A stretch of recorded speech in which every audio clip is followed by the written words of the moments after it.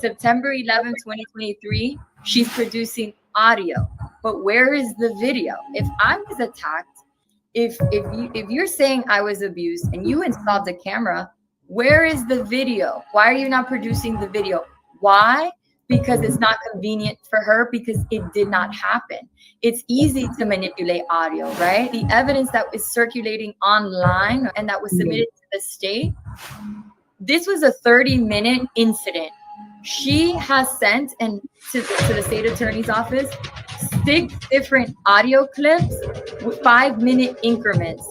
If you're not editing, if you're not using AI voices, then why don't you produce the full 30-minute audio clip unedited? And why don't you produce the video? Why? Because if she does that, it'll show that I was never hit. It'll show that none of the stuff he was saying to me, or like the verbal abuse stuff that's going around there, wasn't said. What people need to realize, that technology, when you have money and you have resources and you have connection, audio is very easily manipulated. And when you hear it, if you're smart and you have experience with this kind of thing, and people who know Javon, they're like, he doesn't speak like that. And you can tell sometimes it skips, or the voices come in and out, that audio is not what it was.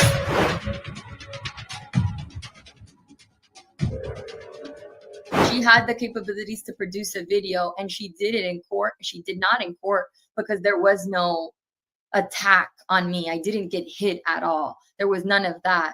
In fact, I told them at one point, I don't like how you're talking to me. You're hurting me with your words. And that was edited to, oh, don't hurt me or don't hit me or something like that. And that never came out of my mouth. And very important, because they tried to use my best friend, and I won't say her name for her protection, because I don't think they know which best friend it was, but for her protection, because she's also been harassed in Boston, and I'll talk about that later on. I called her, and that's what the court document says, and the audio that they're producing where they edited my conversation with her, which is the complete invasion of privacy. But okay, I tell her, hey, my mother called the cops on Javon. She's saying that he hit me, but that's not true. She's saying that he grabbed me by my neck, but that's not true. And she tells me, oh my God, that's terrible. Like, why would she do that? And she even asked me as a best friend, are you sure that didn't happen? Like, you can tell me, I'll take a plane over there. Like, you shouldn't be with somebody if he does that. Are you sure? I said, no. So-and-so, I wouldn't lie to you. She's known Javon, by the way. We all went to high school together. She's known him since age 14 as well. It's actually funny. Her sister is married to one of his best friends. We all went to school together. So she knows him. So she's like, okay, oh my God, your mother's crazy, whatever. And that got edited to sound like I'm telling her he hit me, when if my best friend, who loves me to death, if I said that to her, she would have came here, she would have whooped Javon. So I want to do that to protect her integrity, because they're also trying to lie on her and manipulate that situation. And she never said that. Wow. Okay. So, all right. So now this is September 11th, 2023. But there's a video that's been being passed around on the internet that's time stamped, I believe, January 16th, 2022. Now, we don't have to get into that now, but I'm sitting here looking, you have this situation 2022, you have this situation 2023, you have this being altered, this being edited. There seems to just be a lot of tech terror in your life. And if I'm also correct, your phones were cloned? Yes, 100%. And we have proof of that. So when did you find out that the phones were cloned? So sadly, I found out too late. I'm going to be honest with the public. I found out really late in the game. So September 11th happened. That caused us to move. We moved out on this is very, very important. We have proof of this. So if my mother thought that I was being abused and, orchestrated the calling of the police and Javon didn't get arrested, a typical mother wouldn't continue to associate with her daughter's abuser. We have evidence. First of all, Javon continued to stay in the house on September 11th, 2023. I want the record to show that. If he hit me and they really believe that, he wouldn't be in the home with my 80-something-year-old grandfather and still be laying there and sleeping there and continuing to exist there, number one. And number two, his birthday's on September 19th, and she bought him dolphin tickets for his birthday. And we have text message of her writing to him and saying, I love you, happy birthday. You know, I'm so glad you're in our family. Yeah, we have all of that. So yeah. hold on. She stages this whole I mean, honestly, it's a soft swatting in your life on September 11th. Nothing happens because nothing happened. And then a week and a half later, she's giving him dolphin tickets and saying, I love you and happy. That almost sounds manic. Yeah. Yeah. And or was it meant to be an apology or? She made it seem like, okay, you guys have to be able to communicate better and not argue. She made it like a mom or a mother-in-law that, you know, wanted to support us and doesn't want us arguing. And, you know, she says that can't happen. What happened today can't happen again. You guys have to be able to work it out. And by the way, texting him, which I can produce, messages saying that I'm the problem and that he should leave me because I'm the problem. Yeah. So she was talking bad to him about me and talking bad about him to me. So she was working, well, you know. That's called triangulation. And it's a narcissistic trait. That's what they do. Whoever their object is, whatever it is that they're targeting, they work to make sure that they have control of the story around everyone around you and then keep feeding you false information. They'll say one thing, they'll do another. It'll seem like everything is okay. This crazy thing happens and oh yeah, let's forget about that. Everything's back to normal. It's that emotional tug of war. And the truth is, it's traumatic. It really is. To constantly have someone playing, as we say, in your face. Mm-hmm. And then still enacting great harm in the backdrop. So I'm okay. Yeah, I just wanted to get that little bit of context. So please continue. Yeah, so texting him, which we found this out obviously now with the case, we didn't know at the time.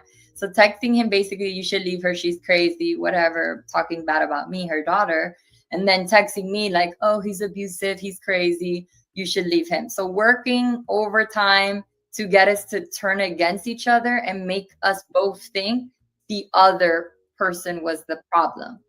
And we realized we wanted to move out at this point because now, you know, what's going on? But at the same time, it was weird because she was inviting him to her home. He was going. She got him the dolphin tickets. She was FaceTiming him. My dad was FaceTiming him. Everything seemed okay. But we moved out October 5th, 2023 into a townhouse. And then I was still working at Iconic. And then that's when she saw that we moved out, oh yeah, that's when it was like hell. That's when everything took a strong left, because now we're not under her visuals, right? There's no cameras. I didn't know at the time that I had a tracker in my car. I didn't know that my phone was cloned and that my iCloud was hacked. We didn't know that until later on. And I think that's important for the public for you guys to know why stuff continued to happen. We didn't know at that point. So we move out. We're living here in this townhouse. We move out October 5th. And out of nowhere, Iconic wants to have a meeting with me. And they're like, oh, you know, you've been working here for some time. You've been doing well. We want to give you a promotion. Well, how long had you been working at Iconics at this point? 3 years, about 3 years. Oh, so you were there for a while. Yeah, I was there for a while. Yeah. And it was crazy because I had a lot of respect and I thought I had a very good, positive relationship with one of the owners, Liz Frahella. You know, I have texts like her saying, you're like a daughter to me. Thank you. You're family. You're this, you're that. And so, I was severely betrayed and severely played by them. And it hurt a lot. It was another thing that hurt, because it was in this case, my case, going through this, that I started to realize how many people could be bought and sell their souls very easily. And so that in itself was hard. But yeah, I was working there 3 years. They have this meeting. They tell me they want to give me a promotion, but if we're going to promote you and we're going to pay you, I went from 65,000 to 125 grand. You have to do more work. So in my head, I'm like, okay, well, if I'm going to be making this much money, it makes sense to have more responsibilities. So I'm like, what are those responsibilities? Like, let me see if I can do that. What is the scope of work? And they're like, well, we need you to travel. We need you to, there's not going to be set hours. You need to stay later. We need you to, manage more projects. And so I had the discussion with Javon. He's like, if that's what you want to do, that's what you want to do. Like, I'm supporting you, whatever. And so I was like, okay, I'll try it. I'll see how I like it. And I said, yes. I took the offer. I'm like, why not? Then that's when it started to become sketchy with Iconic, in the sense that I normally would get out of work 5, 6 o'clock. And then it's like, oh, well, why don't you stay? So-and-so is staying. This is why you're getting paid more. So then it was like, people were staying in the office till 10 o'clock and they wanted me to stay at 10 o'clock at night. And I'm like, well, I got a man, I got a partner, I got dogs. Like, I want to be here till 10 o'clock at night. Like, and then it became like gaslighting. Like, they would text me like, oh, without saying any names, so-and-so is getting paid less and is here till 10 o'clock.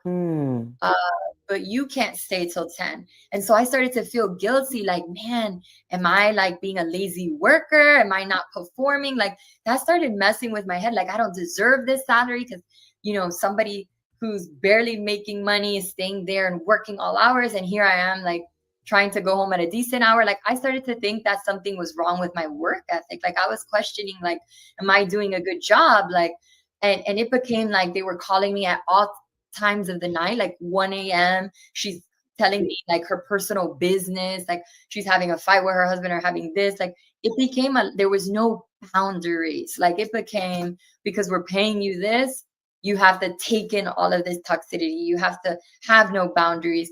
And I didn't, at first I thought that that's how I had to accept that treatment. Unfortunately, I thought that, okay, if they're paying me well, like, this is normal to be in a toxic work environment, to work late hours, for them to call me and have no boundaries. And I was getting suspicious because it became, oh, why don't you come to this event? So-and-so basketball player is going to be there. Or why don't you work this Nike event? This guy is going to be there. And I was like, well, why does that matter? Number one, I'm not a groupie. I don't care how much money you make, who you are. Like, I have a partner and I love him and I'm with him for what's inside, not for exterior motives. So that concept of so-and-so and name dropping and this person's going to be there, that doesn't attract me. It never has. Like, it's just like, I think Nipsey Hussle would say this, it's not what's on you, it's within you. And I really stand by that. And so it became a lot of that, like, and them getting mad that I was leaving. And then it became, oh, why don't you come work at our house? And I'm like, yeah. I didn't feel comfortable working at anybody's house, because even though they were a married couple, he's still a grown man. And she's a very jealous woman. I've witnessed that in the workplace. So I'm like, I don't want to go to your house. Oh, well, so-and-so is here and he's been here since 11 o'clock working with us at our house. And I'm like, okay, well, I don't feel comfortable working in someone's home. Like, I don't want to do that. And that's when I became suspicious. I started to realize, okay, something is weird. Something is weird here. But I continued to work because I was like, am I being paranoid? Like, am I crazy? Like, and then I started to think, is my mom paying them? Because why are they asking so much of me? It was weird. And I was like, no, Demoee, you're being paranoid. And then December happens. So Nike has a thing called the Nike Academy where they have workshops to get small businesses opportunities, where they give workshops to teach, how do you get a contract with Nike? How do you get a contract with this big person as a small business? And it was to increase their diversity and inclusion program. Okay. And so we got offered the opportunity to participate in those workshops with Nike like earlier in the year. And these calls are like 200 people on a Zoom with vendors. Like it's a huge call. Everybody's on it, but they had discontinued it. And so here Liz is texting me, I think, I don't know the exact date, you can pin it, December, I think 13th or 17th. Hey, just want to bring to your radar, because she was traveling. We're traveling, we're at an event. There's a Nike Academy call scheduled for tomorrow. They asked us to nominate somebody to run the call. We need you to do it. And I was like, that's weird. Like the call got discontinued weeks ago. Yeah. I was like, okay, sure. Like, I'm not going to question my boss, and I'm not going to not go if she's telling me I need to be present in a meeting, right? Yeah. So I'm like, okay. I show up to the office. Nobody was there. So I called her and I go, hey, nobody's here. She's like, no, we're all working in activation. The call's on Zoom. Take it and just let us know how it goes. So I was like, okay, I didn't think anything of it. I hop on the Zoom and there's only one person on the Zoom, a woman. And she identifies herself as Rachel Thomas from Nike Academy. And she tells me she's the director of the Academy. And so I go, oh, well, nice to meet you, Rachel Thomas. My name is Demoee. My title then became the marketing director. So I was like, I'm the marketing director at Iconic. I was just told to join, whatever. And and I asked her, hey, since, because I already had, like, my intuition is always on point. That's what I learned with this. I said, hey, do you mind me recording you since my staff is not here, so that I can replay the meeting, so that, I don't have to take notes? And she gave me consent to record, which was phenomenal, right, for my case. Yeah. So I'm recording, we're on the Zoom, and I go to her, she's like, tell me about your background. It became, remember, I went to school for social work. Right. I've worked in intakes, assessments, safety plans for people. So she started doing what we call an intake assessment to get background. She's asking me about my childhood, how I grew up. And so I go, Rachel, I'm sorry, is Nike hiring, are you like in charge? Like, how corporate offices have psychologists that do like workshops for like work-life balance that they, the employees intend. Is this what Nike is doing? And she's like, yeah, it's something like that. We're just trying to, teach people how to cope with high stress environments and work. And Nike's trying to like do a test run on these sessions and this and that. How you were raised and your toilet training was required to know. I already knew. I was like, wait a minute. And she kept asking me, like, it became like one question, for example, and I can provide that recording to you.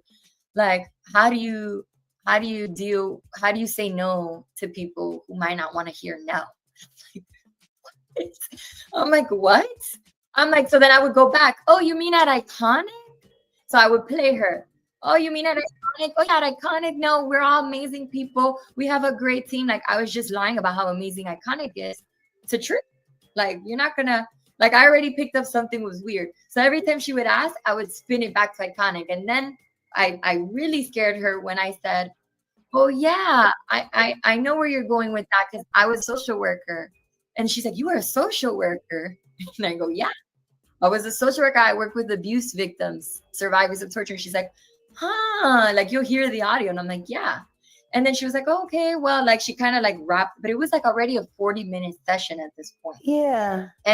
And so I told her, this is how I was smart. I was like, do you have a website I could share with the rest of the staff, so that if they want to look up your work with Nike, they can fall back? And she's like, yeah, I'm going to be busy the next 2 days, so I'll send it to you when I can. And I'm like, okay. 2 days later, she sends me a link, which I will give you that picture as proof. They created a website. They put NikeAcademy.com, her photo, Rachel Thomas, her fake background with Nike, and I screenshotted it, sent it. At that time, I was still I wasn't with the grief counselor for grief counseling. I was just really seeing her for work-life balance and things like that once a month. And so I said, hey, can you do me a favor? Since you have access to like therapists and doctors, can you look this person up? And she's like, well, this person, is she a doctor? And I go, this is going to sound crazy, But I think I was just tricked into doing a psychiatric evaluation with somebody who's posing as a Nike director, but who's really a doctor. And she's like, "What? Like, Demoee, are you getting a little bit paranoid?" And I'm like, I have a feeling she's looking her up under Rachel Thomas. She can't find her. Why? Because she gave me a fake name. And at that time, I didn't think, Thomas might be fake. I'm just looking for Rachel Thomas. And then just to fast forward, so that was December 18th. I was forced to do 3 sessions with her, 3 Zooms, which I have proof of. And I think when Iconic saw that I was getting suspicious, they stopped and they said, "Oh, the Academy course ended." The last one was on December 20th or something like that. I go to Christmas break. I had a Nike event that I had to do for a week.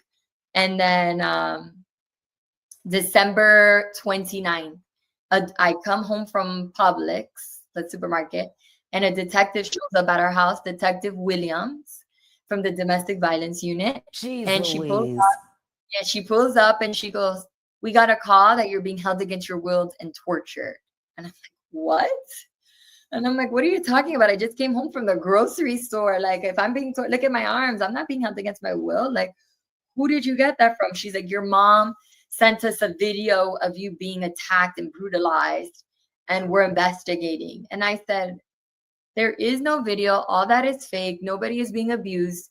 And she's like, "Well, let's clear it up. Have Javon come outside and let's talk to him." I'm like, "Javon's not talking to anybody without a lawyer present, and neither am I. And unless you have a warrant, bye, thank you." Smart girl. And she's like, "Okay, I'm gonna get you. I'll get the warrant. I'll get the warrant." I was like, "Okay." I went inside the house. I told Javon, and long and behold, my mother starts texting him. We have those texts. We can produce them. "Oh, you woman beater! You're scared to come outside. You're dumb as a football. Why don't you come outside since you're so scared?" Like, craziness. Taunting and then he's him, just like literally taunting and mocking. And he didn't pay any mess to that nonsense. And mind you, December 25th, that was the last time I was with her. So that was before the 29th. She was like kind of insinuating, like, "Why don't you leave him? This and this, he's horrible." And I'm like, "How many times am I going to tell you?" And I want the public to know I did family therapy sessions to try to save my relationship with my mother. That's how far I went to try to repair our relationship. It didn't work. She continued to try to say, "I know he's abusing you. Admit it. I know he hit you on September 11th. And I'm like, "He did not. That did not happen. And you need to stop. Like, I'm not going to admit to something that didn't happen." And when I saw that wasn't going anywhere, and on Christmas Day, when she continued to try to convince me to do that narrative, Right. I was like, "That's it. Like, I'm done." I told her I'm done. I can't continue this, and that's what sparked her to, I guess, contact police. They showed up December 29th. I send them away, and then the very next day, Javon and I had plans to take his nephews, or my nephews now, right? And my mother-in-law to a farm called Pinto's Farm to celebrate the holiday here in Miami. We have all these units calling us, man. No, he's a private investigator. He's the one following the vehicle. Apparently, the one that was calling about kidnapping and forcing in another car is Auntie. Auntie's not here. She's the aunt of the female who's the victim of DV. That female victim of DV is with the subject right now inside Pinto's. So, victim and suspect are together? Yes, inside Pinto right now. Like, arriving there. But she called, whoever called saying that she was being forced out of the car, he's the only one who was here. He didn't see none of that. Nobody here? Very fine. He's the private investigator. It's important to know that the kids were 2, 7, 9, and 10 years old at that when that happened. This is December 30th, 2023. We're on our way to Pinto's Farm. Yay! Say hi. Ready? You guys say hi. Say hi. Woohoo! This is a little workout. You said what? We're not even there 15 Look how minutes cute you look. when 8 police officers show up and they grab me. I had to put the kids down. The kids are crying.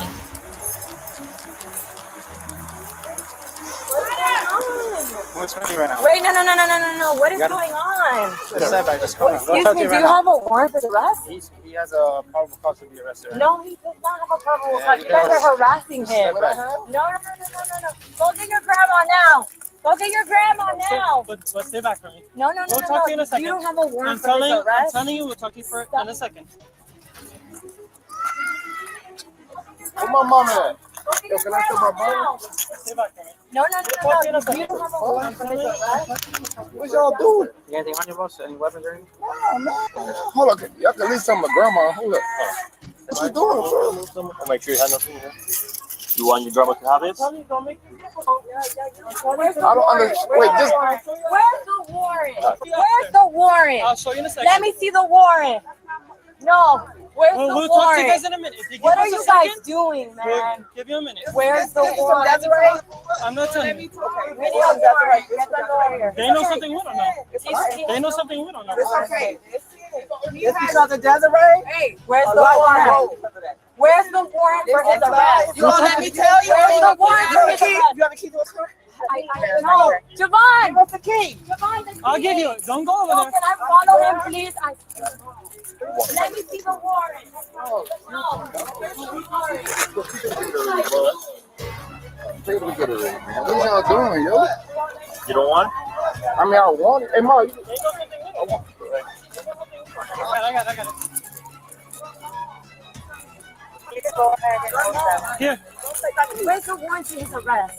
He has a message. I'm telling you. Where's You the dropped his warrant? passage. You need to arrest him. He hasn't done Don't it. tell me I'm doing anything illegal. Okay, so I'm where's doing the everything warrant? legal. Where's the warrant? No, you're not. That's fine. I'll see you guys in court. Pick up the glasses. Pick up the Perez. You want my badge? 10386. No, Stay there. Where's the warrant and why is he being I arrested? promise you. Why is he being Take a arrested? picture. I gotta go. Where's the warrant for his arrest? Can I see the warrant for his arrest? I don't have to show you. Which like it? This one? Another 331, delivery 3080331. Hey, go ahead and step in the car for me, please. Yeah. I guess so. Yeah, because you Yeah, you always got something going on. Oh my Realize. I think people need to realize that we were tormented. The kids are crying. Javon's now getting arrested. I'm like, where's your warrant? Like, what is he getting arrested for? My mother-in-law name drops. Desiree Perez sent you. Desiree Perez sent you, didn't she? You see their faces like kind of step back. He gets arrested. And then the next day he makes bail and we get him out. But we don't know. Like at this point, I called her when I'm at the farm. This is the last time I spoke to her. I said, did you get him arrested? Yes, I did, because he's an abuser. This and this. I go, what is wrong with you? I'm like, you better call all your friends at the police department and you better get him released or I'm going to speak and tell everybody who you really are. Oh, are you threatening me? Are you threatening me? And I'm like, no, but I will expose you because this is wrong. I'm like, there's kids here. Like, if you're going to do this nonsense, do it when the kids are not here. Like, why are you doing that? traumatizing for those children. Yeah, you're traumatizing the kids. His mother is here. And, you know, she says to me, oh, it's not a big deal. He'll make bail tomorrow. And I'm like, do you hear yourself? And I'm like, she's like, and if you bail him out and if you support him, consider your mother buried. And I was like, consider your daughter buried. And I clicked on her. Actually, before I clicked on her, my mother-in-law was going back and forth with her. She was like, you do this in front of my grandchildren, like in front of my grandchildren, like, and, you know, she was like, I don't care, like, you know, insulting her and all that. And we hung up. And that was the last day that I spoke to my mother. Javon gets arrested. He makes bail the next day. And I want the record to reflect through my amazing investigative team, specifically my lead investigator, who's amazing. We uncovered with body cams, with evidence that I'm going to give to you to produce to your audience, the private investigators where she rented the house directly across the street from us to watch us 24/7, who followed us to the farm. We already knew we were being followed, but I didn't know until after that arrest that they were living across the street. So we saw somebody following us there, but we didn't know that it was from our home. So hold on, pause.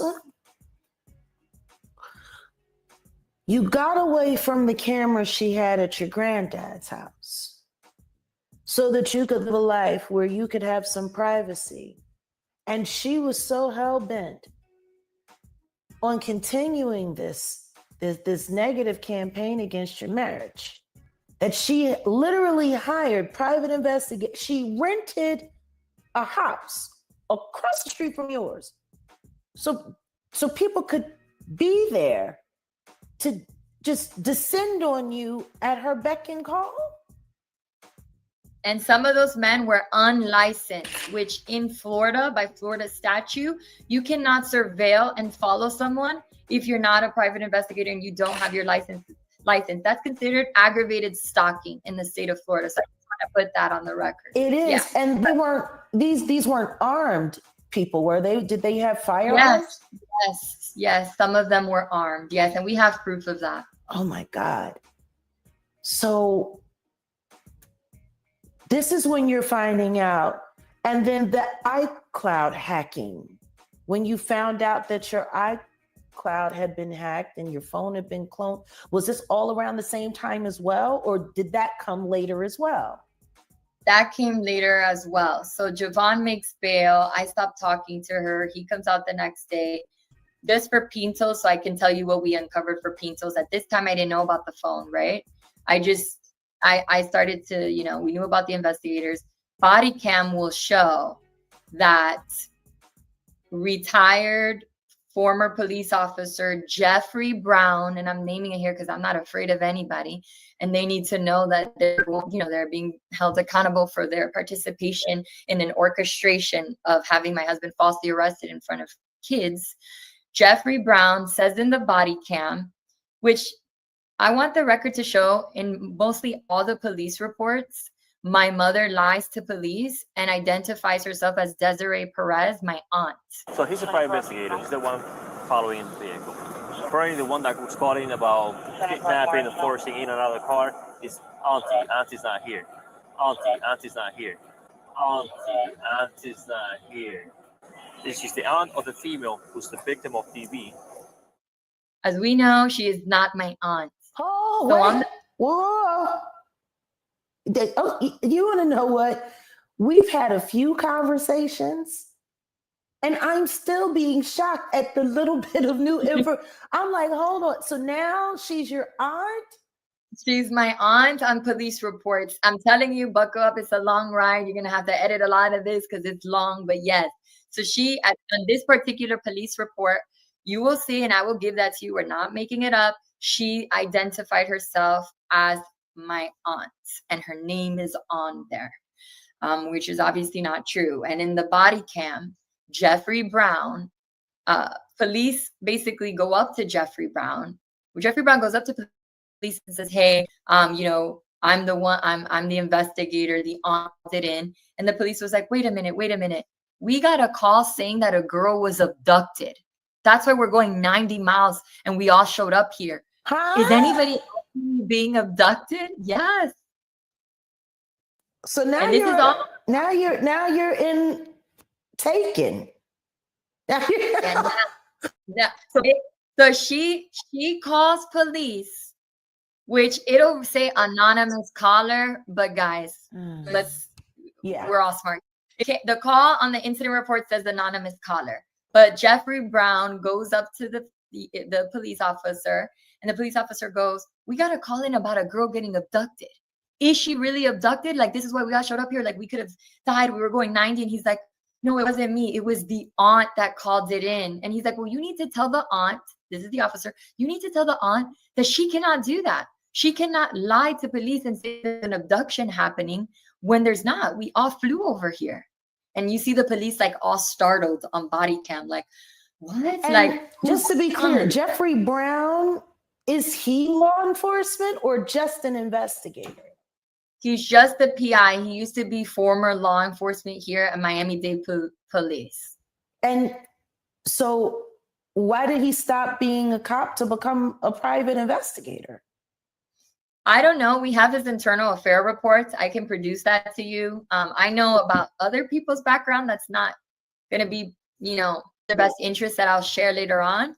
But specifically Jeffrey, I think it was more about retirement than anything. However, he played a part in this, and that's why I'm naming, because shame on you for orchestrating and basically assisting my mother in lying about an abduction and not telling police until they show up. And then he pulls up a I think it's called a PC, which is like the document that they need to arrest somebody, like a warrant, right? Yeah. And they're like, well, so she's not being abducted, so why were we caught? What's going on? And he's like, oh, you hear him in the body cam. Oh, the girl, she's being abused by the boyfriend, and the detective put like a PC alert for his arrest. So just a little background, when they and my investigator knows best about this, so when they like issue like I guess a warrant or a PC, that means like if officers spot you or if they see you, they can arrest you. Yeah. Right. But that's like if they come across you or if you turn yourself in, etc. Right. Police weren't looking for him. Like they didn't know we were at the farm. The reason why they called and lied about the abduction is because she wanted him to get arrested that day in front of the kids and ruin our New Year's Eve. That was intentional. Yes, that was intentional because he says, oh, we have a PC for his arrest. The detective just put it in yesterday and he's here. And the police was like, well, you called saying it's an abduction. Like, yeah, we can arrest him because we happen to be here now because you guys lied, but you're not supposed to be doing that. Like, we stormed out of here. And so they arrested him. Yeah, they did. They arrested him because they were there. But it's like, he probably wouldn't have gotten arrested. Like, the thing is, obviously it's wrong that he got arrested, but we would have preferred him to get arrested any other day. Like, why did you have to traumatize the kids? These are children. Like, the street code is no kids, no women. Like, we all speak the same language. There's a code in the street world and in the professional world. Like, don't involve kids. Come on. Like, these are children. I had a 2-year-old in my hand. Like, it's not cool. Do you want to know what's even worse? You're her child. Yeah. She's traumatizing you too. Yeah, it was, let me tell you something. They were talking to us it was bad. I had images in my head forever. They did that to embarrass you because they were probably hoping that would be the thing to make the two turn away from each other completely. Correct. It was an embarrassment. It was in an area, family area. There was kids there, families. You didn't have to do that. That was dirty devil's work is what I call it. Yeah. My mother-in-law will never get that image of seeing her son being arrested.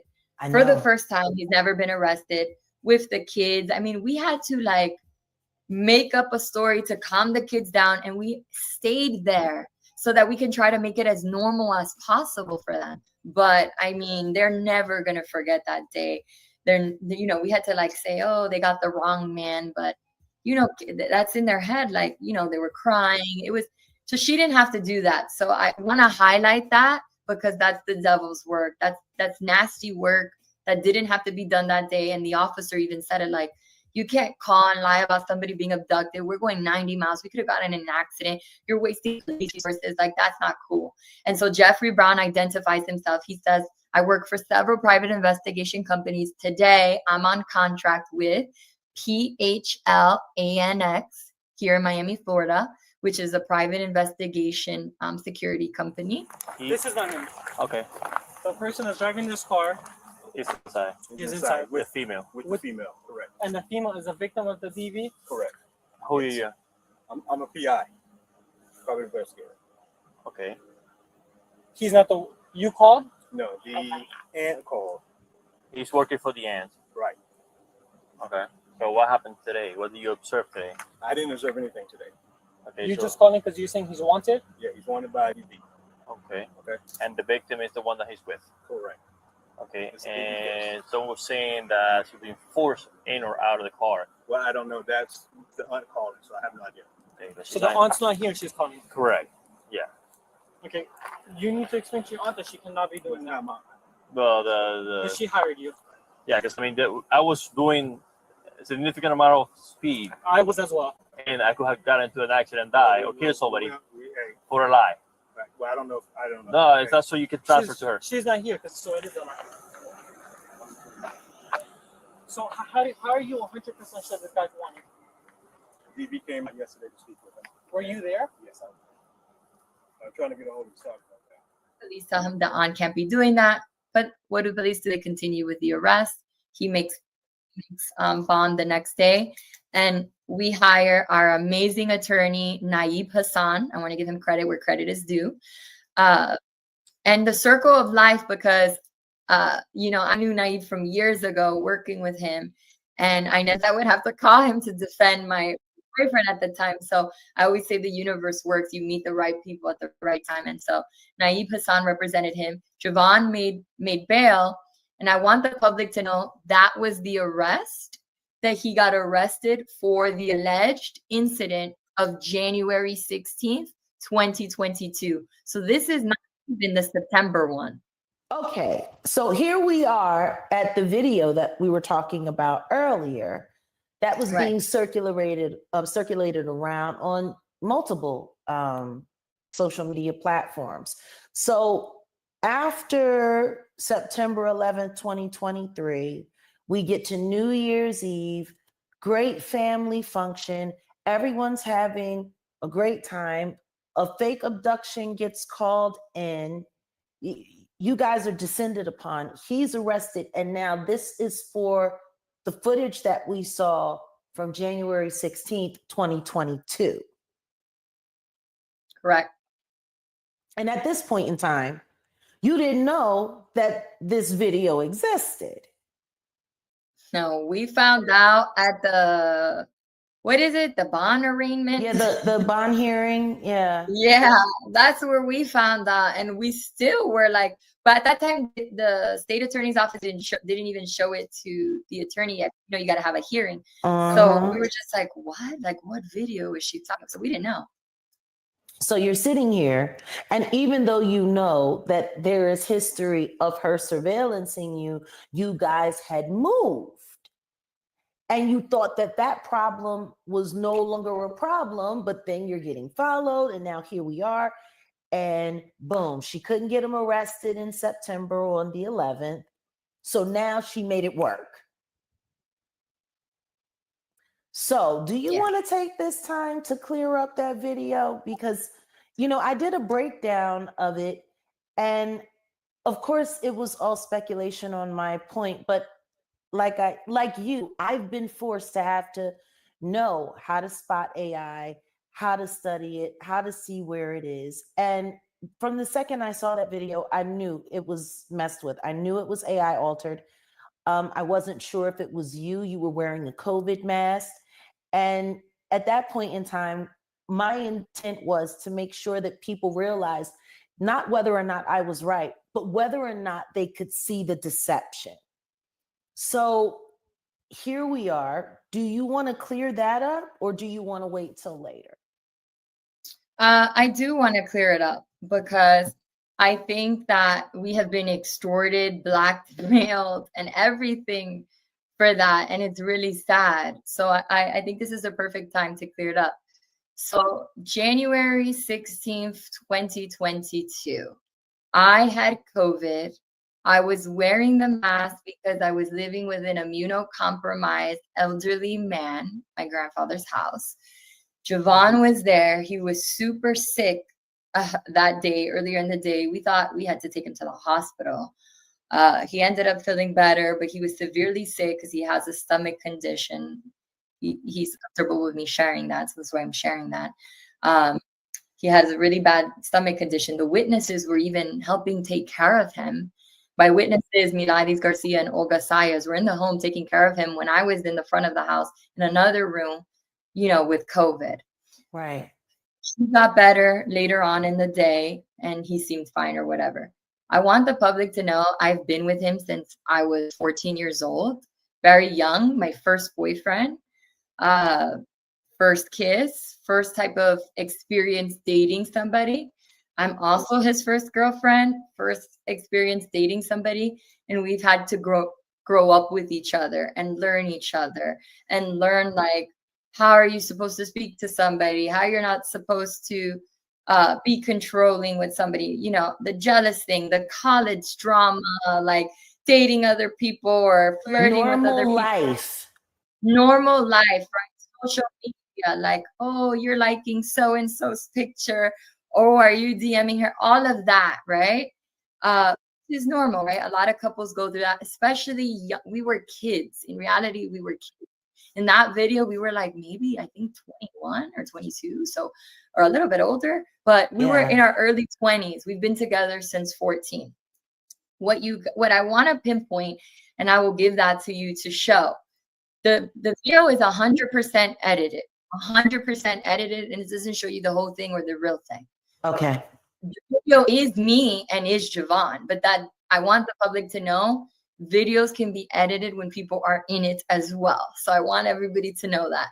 The video starts at the timestamp 10:16. You see those yellow lines ahead of it because she doesn't play or show you. Those yellow lines mean like that the camera picked up motion. That camera is motion recorded. It doesn't record, it wasn't recording all the time. So yellow means there's motion. So the lines that you see before the line that she plays at 10:16, it goes as long as 30 minutes and you don't see anything that happens. You're only seeing 10:16 to I think 10:18, like very quick.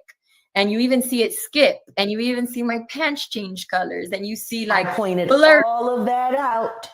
Yeah, you see all of that, and you did amazing. You're the only person who's been able to point that out, by the way. And so you see all of that because it's edited. Now, what I want the public to know is an incident did occur, but it's not what you think, and that's why I'm here to clear it up. So Javon wanted to go home. He wanted to go to his mother's house. I was inside the house. I thought that he was lying.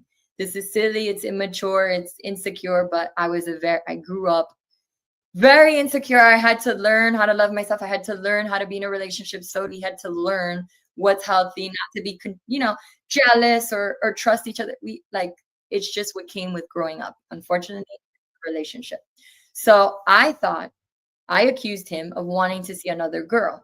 I was like, oh, you're not going to want to go. You feel better. You're not going to your mom's house. Like, I have COVID. I have to be in quarantine for 15 days. You're probably going to see somebody else. And he's like, what? Like, what are you talking about? Like, where are you getting that from? I was very much like that. I was very much like, oh, like I didn't trust easily. And I think that comes with my background of abandonment issues, trauma, growing up with my parents, right? Being in a dysfunctional family. So I didn't really learn what a healthy relationship looks like. I didn't, in all honesty. And neither did he. He lost his father at a very young age, 10 months, to gun violence. And so he had to learn with me what a healthy relationship looks like. So again, I went into the room. I'm pulling this is not on the camera, obviously. I'm pulling his bag, throwing his clothes. I'm like, you're not going anywhere. You're lying to me. He's trying to leave. It's out of that for like 20 minutes straight. I mean, and also there's witnesses in the house. They're seeing this. They're like, you guys need to relax. Just let him go, etc. The part of the video that she's reflecting that's edited is already 25 minutes after all the craziness happens and the witnesses are trying to calm me down because I'm pulling him. I'm like, you're not leaving, you're lying. He's like, you need to calm down. My brother-in-law texts me that he's outside to pick up his brother. So I leave. I go to open the door. And then the video starts at me coming out and I grab a Swifter. That's Swifter. what that was? It was a Swifter, guys. It was a Swifter. I was using the Swifter originally to make sure I'm 6 feet apart from everybody because I was like, I don't want to get anybody sick. So the intention with the Swifter was always to use it as like okay, let me stay far away. I know it's crazy. But he starts, like when you see the door open, this is edited. She didn't show this part. He opens the door to the room and he's like sick. He's not feeling good. He sees me do this, like if I'm pulling up the Swifter. So he thinks, because in the house we do have BB guns, he thinks I got a BB gun and I was going to shoot him with a BB gun. So that's why you see the door closing, because he's closing the door. And what's funny is she doesn't produce audio, guys. She has audio, but she doesn't produce it. In the audio, he's like, don't shoot me, don't shoot me. And he's closing the door. I'm lifting it and I'm like, what? Like, what is... Like, but you're not seeing any of this in the video. And then the part that she edits where you see him rushing, he's not rushing to hit me or anything. He's rushing to run out of the door and I grab the swifter and I start hitting him in the head with the swifter, and he lifts his hand to block the swifter out of my hand and push me into the house so that I don't attack him. But the video is edited in a way that it looks like he's like launching to hit me in the face or something. Which But is that's why not the case. that was the only part that was blurred. And that's what I was pointing out when I was doing the video breakdown. If this was a real time, there would have been no need for them to speed it up to almost 2 times the natural speed, because whatever was going on, they needed it to happen faster to make it look like this happened and this happened. It was sped up. And it's so blurry in the sense that like you see my head drop and it's like they did it in a way so it looks like he possibly hit me. But no, he's going like this because the swifter's here. He's going like this to block it from smacking him in the eye, because I've already hit him like a couple of times now. And he's going to push, like, to book it back. And then when she tries to like edit it that she's like shoving me in the house, no, he's like pushing me to go inside the house, and he runs out of the house. And my brother-in-law's like, calm down, you guys need to reconvene. Like, and then what's crazy about it is my mother and his mother had a conversation with both of us and said, listen, if you guys are going to be together and you can't trust him and he wants to go home and you don't want him to go home because you're just thinking he's cheating or whatever, and you don't trust him, you can't be together. That's not healthy. That's going to lead to domestic violence. That's going to lead to him getting arrested as a black man. Wow. Okay, wait a minute. Wait, all right, we got to pause, because I really want people to get a decent understanding of the Class A gaslighting job that's being done here. Mm-hmm. So you guys have a couple spat. And by the way, give yourself a little bit of credit. You're taking care of an elderly person who's sick, who you love very much and you treasure all the time with, and you know that you could lose someone at any time. You have a boyfriend who's been in your life since forever, who is also sick, going through something. You're stricken with COVID. And from what you were telling me when we were talking during prep, you weren't feeling very good either. So no, you know, I was not in my clear head. I had a 104 fever that in that video. Oh, see, yeah, no, listen to me. Over 103.5, irrational behavior should be completely taken as a real thing. But at the end of the day, when all of this happened, both moms are on the phone saying, hey guys, this isn't good. This isn't healthy. This isn't this. Whoop-de-whoop-de-woo. Everyone was clear that Javon didn't do anything to you, and everyone was clear that you had a bad day and that the two of you needed to work on that. So this is January 16th, 2022. And now, New Year's Eve, 2023 going into 2024, he's being arrested for this? Yeah. Shocker. We didn't even know she kept the video that she edited, because when our parents had a conversation, like they basically schooled us up. Look, things happen, whatever. Couples could have toxic moments, be jealous. But no, they wanted to nip it in the butt, because they're like, that can turn ugly. So they gave us a speech, and then the good thing, COVID helped us in the sense that we have 15 days of quarantine. So we got space, we reconvened, and we're like, okay, we're never going to act that way. I'm not going to act that way. Like, we need to trust each other. We moved on, and that was it. That was the first time that something ever happened. I'm embarrassed. He's embarrassed about it. But at the end of the day, it's the truth. And I don't want to lie. And I want to put it out there that it's a mixture of, us not knowing, ignorant, insecurity, me having my little abandonment issues, trust issues, him not knowing how to respond. At the end of the day, he was really just trying to defend himself and leave. So it was really, by the way, if they would have called the police, I probably would have been arrested, is the reality of it. That's why my mother was trying to sweep it under the rug and calm his mom down and calm everybody down. And so, yeah, we didn't know that she saved this and that this was going to be presented. That's 2022, like a whole almost 2 years later. January 20. Yeah, we're talking about definitely about 14 months. Yeah, it's a long time to hold on to something. And the thing is, if she wanted to have him arrested back in September, why didn't she show that video then either? She could have said that. And let the record reflect, like, if she thought a man punched me in the head, you know, we have text message and evidence and proof. She invited Javon to Turks and Caicos with my family for my brother's graduation, May 2022. We were on vacation for a week with her. Javon was buying her Valentine's Day gift. She was texting him, "Thank you, sweetie. I love you," this and that. Like, he was engaged. We went to Aspen. We went to the Super Bowl with her, all after this incident in January. My God. So,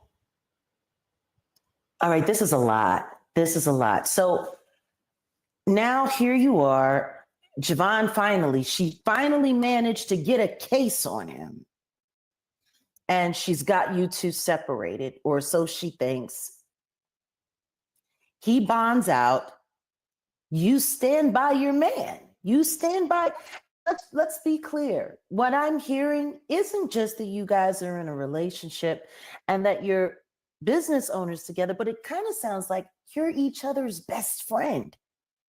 That's my best friend. That's how we met. We were actually just best friends. His friend wanted to get with me when we met. So we were best friends. I didn't even know that he liked me because he told somebody that I was like family to him. So I was like, ah. So we started off as best friends, really. So this is like my best friend. Like I told you when we talked offline, even if we weren't together, I still was going to do the right thing and tell the truth, because wrong is wrong and right is right. Yeah. So, and now in the midst of all of that, so has any of this evidence of the unlawful surveillance, has any of that been presented to judicial? Has it been presented to the DA? I mean, and wait a minute, if I'm correct, because I wanted to make sure that we highlighted on this. When was it that TMZ called the DA about Javon's case? Okay, so to fast forward, so Javon makes bail for the December arrest. His hearing was originally scheduled for February 5th, 2024. Out of nowhere, it gets postponed to February 23rd, and we don't know why. My investigative team found evidence through public records requests, because in the great state of Florida, you can get public records requests, and emails are considered public records. So this is not illegal, and I will provide this to you to put on your channel, just in case they try to come after you for something and claim that it's illegal when it's not. It's 100% legal evidence. We found out that the reason why Javon's hearing that was scheduled for February 5th for the December arrest, which was the first arrest, was rescheduled to the 23rd, because my mother, Desiree Perez, and an attorney by the name of Brett Schwartz falsely filed a notice to appear. He did, but I didn't know at that time. So he filed a notice to appear in the hearing in December. I didn't know at that time. It wasn't until after the hearing on February 23rd, we found out through evidence that basically the prosecutor, Lindsay Davis from the state of Florida, emails my mom, this is all on the record, and says, "We do not have probable cause or enough evidence to charge Javon Hadley with anything." And so, you know, Brett Schwartz, this man who files and pretends to be my attorney and tells the lawyers that he's representing me when he's not. I've never met this man in my life, but he's really my mom's attorney.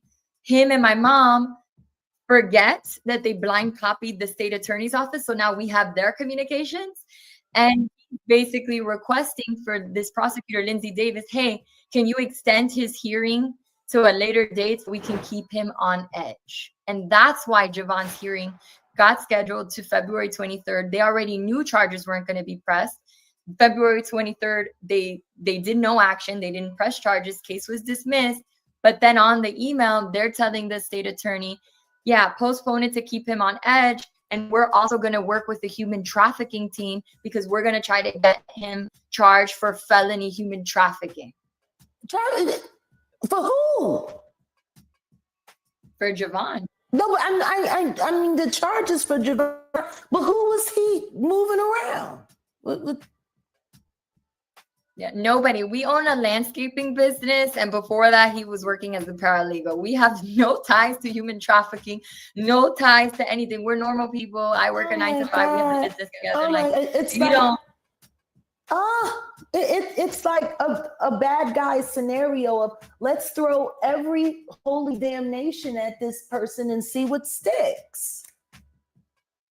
Yeah. So now they're CCing the human trafficking, the head of the human trafficking, which his name is Nicholas Chavez, I believe. I'll give you that record. They're CCing all these people requesting meetings with the human trafficking division to try to see if they can charge him on human trafficking. The case gets dismissed on the 23rd, February 23rd. And behind the scenes, we're not, we get these emails later on, but behind the scenes, they're going back and forth with the state attorney. They're meeting with the human trafficking division. Brett Schwartz is lying and saying he was my attorney. And then at that point in the emails, we discover that Brett Schwartz tells my mother, maybe if we hire a brainwashing expert or a doctor, we can have her committed. Essentially, so we can charge. This is when, oh my God, okay. Oh, yeah, wow. so on email, they're concocting, we can get him arrested with something else, charge him. She won't be able to testify, and we can have her committed, and then he can go to jail. That was the plan, and that's all on email where he says, what if we have her committed? And this is an attorney that's doing this. Yes, his name is Brett Schwartz, located here in Miami, Florida, and Desiree Perez. And she's sending all these emails with her Rock Nation signature. So hold on. Okay. So now not only can we take everything that she's doing and say that there is verifiable evidence for all of it, but she's doing it under her company banners. These are company. Oh, this is terrible. It's just awful. Yeah. Mm-hmm. So now you're abusing your position to push. Oh, good. Okay. Yeah. This is, oh my God. So we think, okay, at that point, Has she ever herself admitted that she's been doing this and using her resources from the company to do this to your life? No, she'll never admit that. And that's why, you see the things being circulated with the lawsuits and stuff. She continues to say she's a concerned mother and was just trying to protect me and denies all of that. But again, the evidence speaks for itself. In this case, you had said there was one point in time with your it wasn't your Apple Watch, and it was pinging a location that you were nowhere near. That's the next thing. So we're right there at the timeline. So Javon gets out, wins basically February 23rd. Brett Schwartz and my mother and all these attorneys. And let the record reflect Alex Shapiro from Quinn and Emanuel, Brett Schwartz, Laura Gass, Barbara Martinez, Wilfredo Ferreira, I can't pronounce his name, the U.S. Attorney for Human Trafficking, Jessica O. I don't know how to pronounce it. I'll give that to you. All these people are on an emailing the district attorney, Catherine Rundo, emailing the state attorneys, all trying to get Javon charged with something for months. And we have evidence of that. So, February 23rd, this thing going anywhere, his case, we're thinking we're fine. Fast forward to March 26, 2024. I get a call from my counselor who tells me, hey, there was a girl who came into my office when I was walking to the parking lot and tells me, are you Demoee's therapist? She's being and plays an audio in the parking lot for me. And my therapist goes, due to HIPAA, I cannot confirm or deny if somebody's my patient. Please leave me alone. I don't know who you are, but you need to leave my office. And she says that this woman plays an audio of a girl that sounds nothing like me saying, don't rape me. And then my therapist tells her, you need to leave, please. I don't know who you are. She immediately calls me and she goes, Demoee, I had this weird girl come into my office, play this. The audio sounded nothing like you. Like, what is going on? I'm at the gas station pumping gas after work. I'm like, what do you mean? Can you describe her? She described her, and I go, I know who that is. I sent her the picture. I said, is it this woman? She goes, yes. How do you know her? I go, that's Natalie Anderson, known as Natalie Love, an assistant at Rock Nation. Oh my God. Oh, wow. Okay. And so she goes to me, why would she do that? I go, my mother is nuts. I'm not sure, but thank you so much, Dr. So-and-so. Yeah. Thank you for bringing my attention. And I text her and I said, how dare you effing go to my therapist's office? Nobody's abusing me. Stop with the fabrication. And she put, I'm sorry. I heard a disturbing video and I'm worried for something like that. And I said, leave me alone. And I blocked her. And I have that text message. Wow. You guys will understand why that happened. The next day, we get a call from the business line. Somebody wants to do an estimate. Javon and I normally do estimates together, but that particular day, the universe had a different plan for us. He said, I'm tired. I got out late. Let's just cancel it. And I was like, no, I'll go ahead and do it because, again, we're new business owners. I'm trying to get as many. He goes, we usually do it together. Like, let's just cancel it. I'm like, Javon, I got it. I'll go. I can go by myself. It's fine. He goes, but it's a little bit far. Like, I go, it's okay. It might be a good opportunity. Let's go. You stay, and usually I take my little dog everywhere in the carrier because nobody cares. So I'm like, I'm going to bring her. He's like, just leave the dog. I'm like, God knew that the dog had to go with me to keep me calm and cool and collected. So I brought the dog.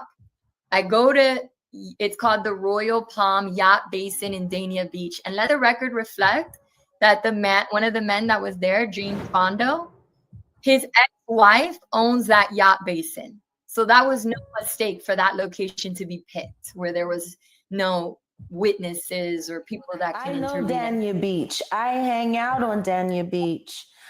It's one of those little places, and it's not far outside of Hollywood, so it's right there. And I would go there to go stargazing at night. You can do some awesome stargazing there. It's, no, I'm very familiar. And I also know that that's an area that's very restricted. And it's one hand washes the other in those neighborhoods. It took me an hour to get there. So I drove an hour because that's how far we live. I arrive, and when I get out, there's 2 police officers with guns, 3 men, a woman. And when I saw the police, I knew, oh, this is Desiree. Like, and so I get out the car and I'm like, what is this? What's going on? And then they're like, oh, we received a call from your mother and 2 witnesses that you tried to overdose the night before. And I'm like, what? I'm like, how did I try to overdose? Where's the police report? This concerned mother. Where's the ambulance report and the police report? Because nobody just survives an OD and doesn't go to the hospital. Like, we have these rappers dying left and right for overdoses. So how am I alive? And where is the medical report and the ambulance report? Oh, your aunt and your family friend, Natalie Anderson, again, Rock Nation assistant. They said that they witnessed you the night before trying to kill yourself. And I said, how did they witness it if I haven't lived in the same house as my mother since 2016? And how did they witness it if I haven't spoken or hung out with any of these people since December 25th, 2023? So, and my mom is in New York. So how did that happen? He goes, well, they told me. I go, they're lying. You're being paid. Like, I'm not going for it. I'm not suicidal. I don't meet criteria. I don't do drugs. Let the record reflect, and my friends and everybody can tell you this. I don't drink. I have never drunk alcohol. I don't smoke, never done drugs. Growing up with parents who weren't around and who were in drugs really traumatized me that I grew up saying, I never want to do that. Like, I was so scared to do that because I was like, oh, like, I never want to put my kids through that because I would see drugs as the thing that took my parents away from me. And so I always made a pledge to myself. I would never be involved in drugs. So extreme that I didn't even drink alcohol ever. All my friends in college could tell you this, Jag. I was the mom of the group. I was the designated driver. Every Anybody who knows Demoee doesn't drink. They were just like, man, this girl, she's just high off of life and good spirits and good energy, because I don't need any of that stuff to have a good time. I have a good time with myself, my energy, with my friends. I like dancing. I've been, I go out dancing. I could do that, but I don't need a drink. I don't need that I don't even eat meat. So it's just like, and for me to take a Tylenol, I have to be sick. Like I'm try to be natural, like very clean eater. So here's this man telling me this, and I'm like, and I have social work experience. You're not going to tell me I meet criteria. So you hear me in the video. I'm telling the police, where's the paperwork? I've never met this man. Who are these men? Like, what is going on? Can you call your supervisor? No, we can't call your supervisor. If you don't go with them, you're going to be put into jail. I'm like, I'm accessing the situation. Your dog is going to go to the shelter. The truth is that my dog needed to be there, because if my dog wasn't there, I'd have been put under arrest. What does that mean? I'm not saying that I would have, committed a crime, but the truth is I would have left and they would have had to arrest me to try to take me into a hospital. The dog and my dog's well-being is what I was prioritizing. So that's why when people were like, how are you so calm? I was like, you guys really need to thank my dog, because I love my dog and I was just trying to do what was best for her. So that's why I think the universe and God said that dog to go with her, so that nothing worse could have happened. And you got to understand, I don't want to feed into Desiree's narrative. I don't want to feed into the Kanye narrative that we see in Hollywood. Oh, she's crazy. That's why she's acting out. Look at her. Look at body cam. And I wasn't going to give them what they want in that moment. Well, that's smart on you. That's super smart on you. Yeah, I already knew that. Well, the thing is it seems as though you've been forced to have to learn these things to protect yourself from someone else's unwanted attention and unlawful attention. So here we are. And this is the part of the story where I really want to let you speak, because you're detained for absolutely no reason at all, for something that's completely not true. How did you make it through that situation? Hello. How's it going? How's it going? I just I'm waiting for a car to go by. There's a girl driving it.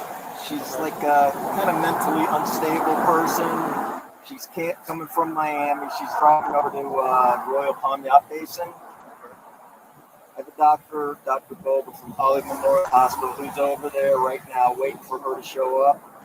Where? At the Royal Palm Yacht Basin. Where's that at? The back. Oh, 600 block Northeast 3rd Street. Okay. We're just going to hopefully pull up when she gets there. Just want to stand by with her while he evaluates her. That's it. Okay, that's fine. So you want us to stand by? Yeah. Okay. Just don't want her to take off. She's... What if we have to act like legal folks? Huh? She takes off, she takes off. Right? Well, he's going to bake her out. People need to hear the whole thing. I say, she's the CEO of Rock Nation. She paid you. He's like, all doctors get paid. And I'm telling the police, do you not hear this?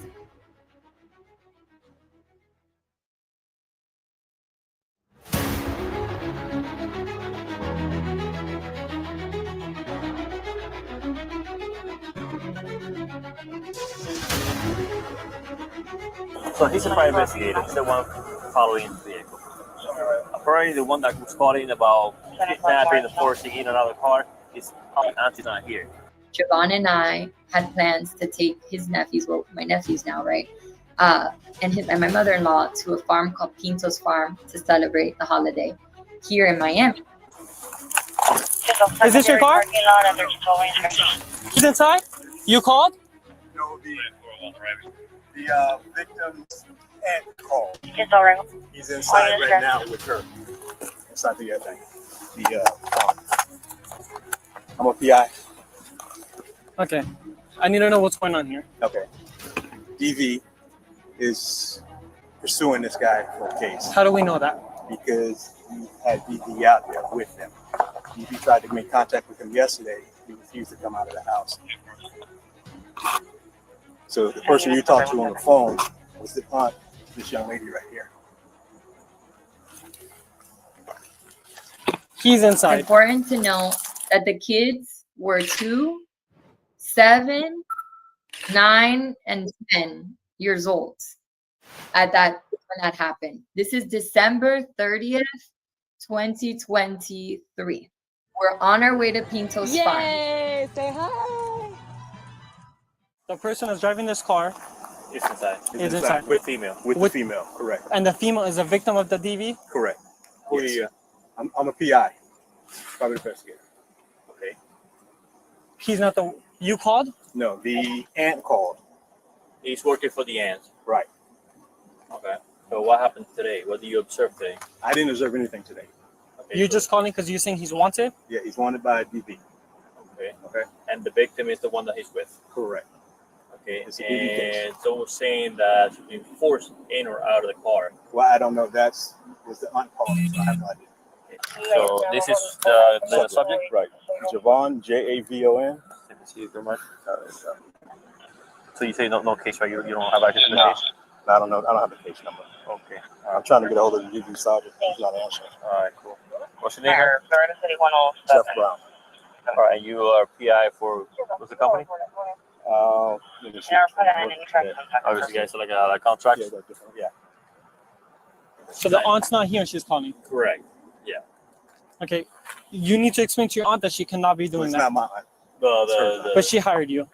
Yeah, because I mean, I was doing a significant amount of speed, I was as well. and I could have gotten into an accident and died or killed somebody Hey, for a lie. well, I don't know. I don't know. No, Okay. it's not so you can transfer to her. She's not here because so it is a lie. Well, I'm just letting you know. Okay. 8 police officers show up and they grab me. I had to put the kids down. The kids are crying.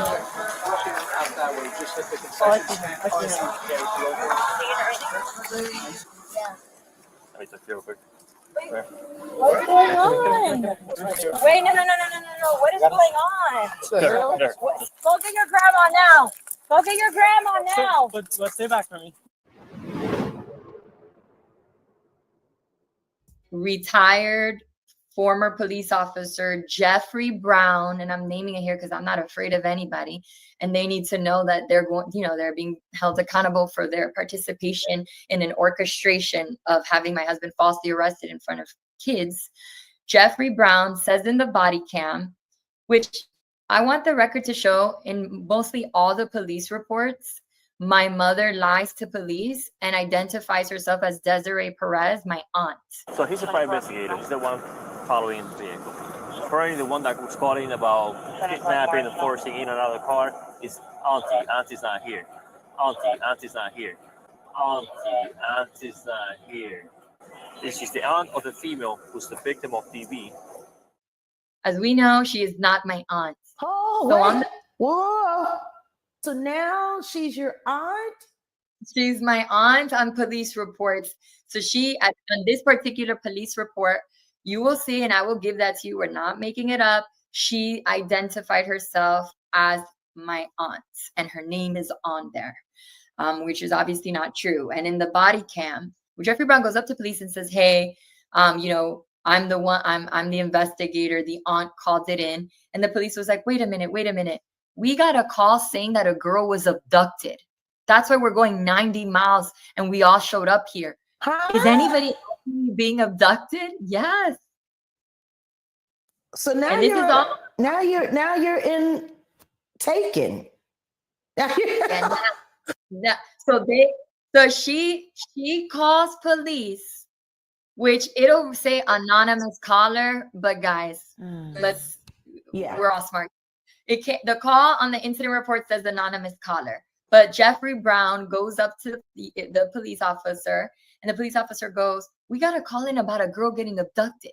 Is she really abducted? Like, this is why we all showed up here. Like, we could have died. We were going 90." And he's like, "No, it wasn't me. It was the aunt that called it in." And he's like, "Well, you need to tell the aunt," this is the officer, "you need to tell the aunt that she cannot do that." What? And like, just to be clear, aunt? Jeffrey Brown, is he law enforcement or just an investigator?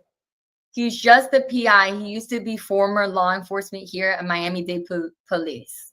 And so why did he stop being a cop to become a private investigator?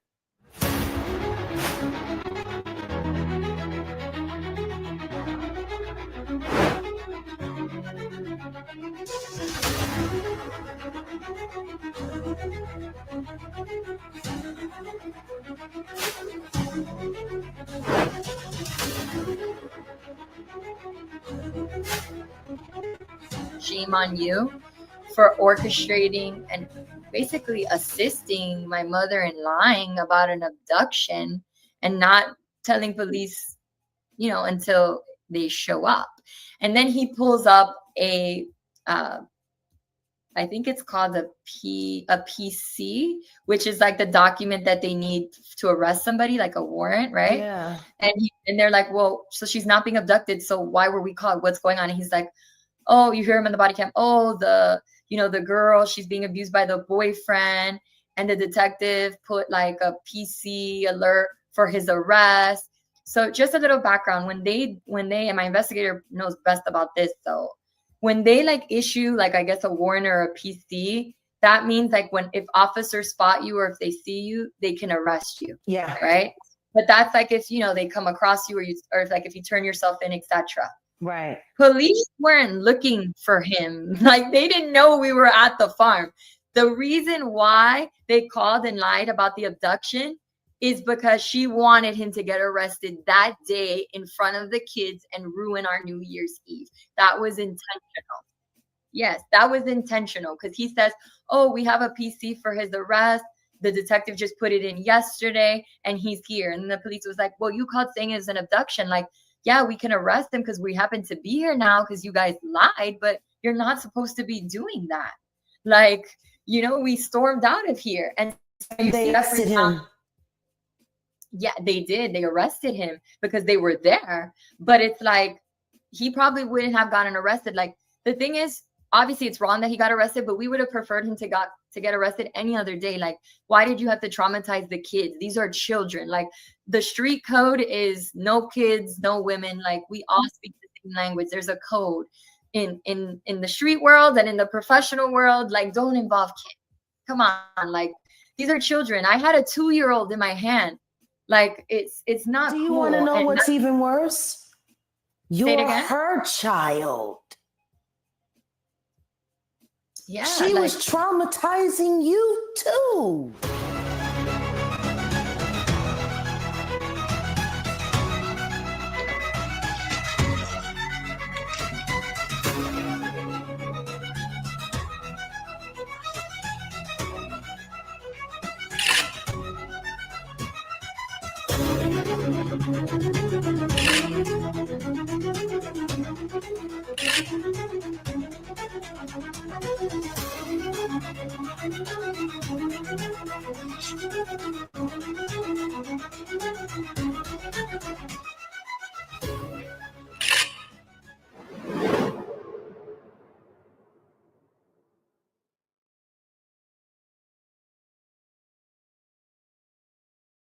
People need to hear the whole thing. Just gonna hopefully pull up when she gets there.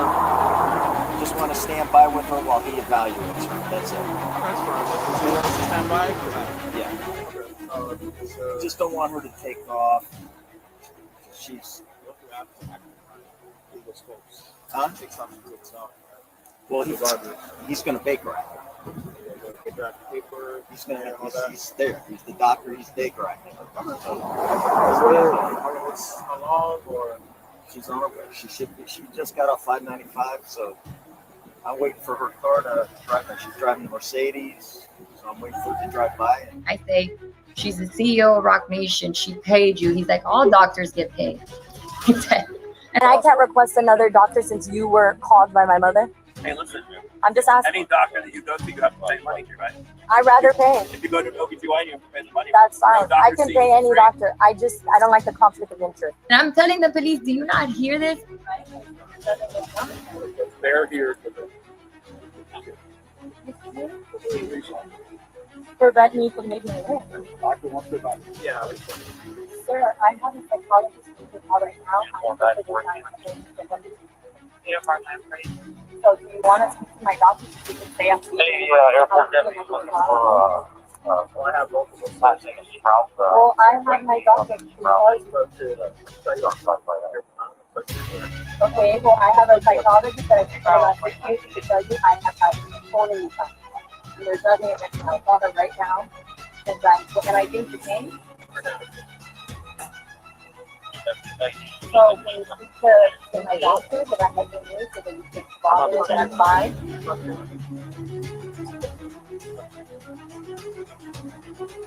Well, he has the gate on the other side. Who are you guys? Sorry.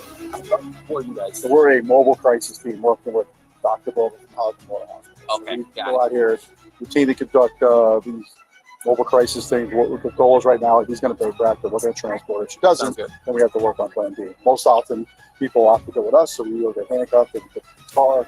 You guys probably transport the Hollywood more anyway, but usually our closest receiving facility is not. To the library. No, she wants to talk to the police officer. I call my doctor, who I was, started with grief counseling, but seeing once a month, like for life and stuff like that, and whatever.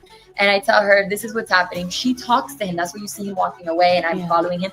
He's like, you need to stay here. I'm like, why? Like, why do I need to stay with you? Like, I'm trying to listen to what he's saying. And she's telling him she doesn't meet criteria. She's never been suicidal. I've been seeing her for the last 3 years. She doesn't have a mental illness. She's not on drugs. And he's like, what you guys don't hear is he says, come on, you got to help me here. The mom wants me to get this done. You got to help me here. She's like, I'm not helping you. I'm not. He's a doctor. Yeah, That's but not- she's my ma'am, doctor. I'm not a doctor. He is. Okay, but you're saying you're going to detain me. Ma'am, allow him to do his job so we can do this the easy way. Please let him speak. Can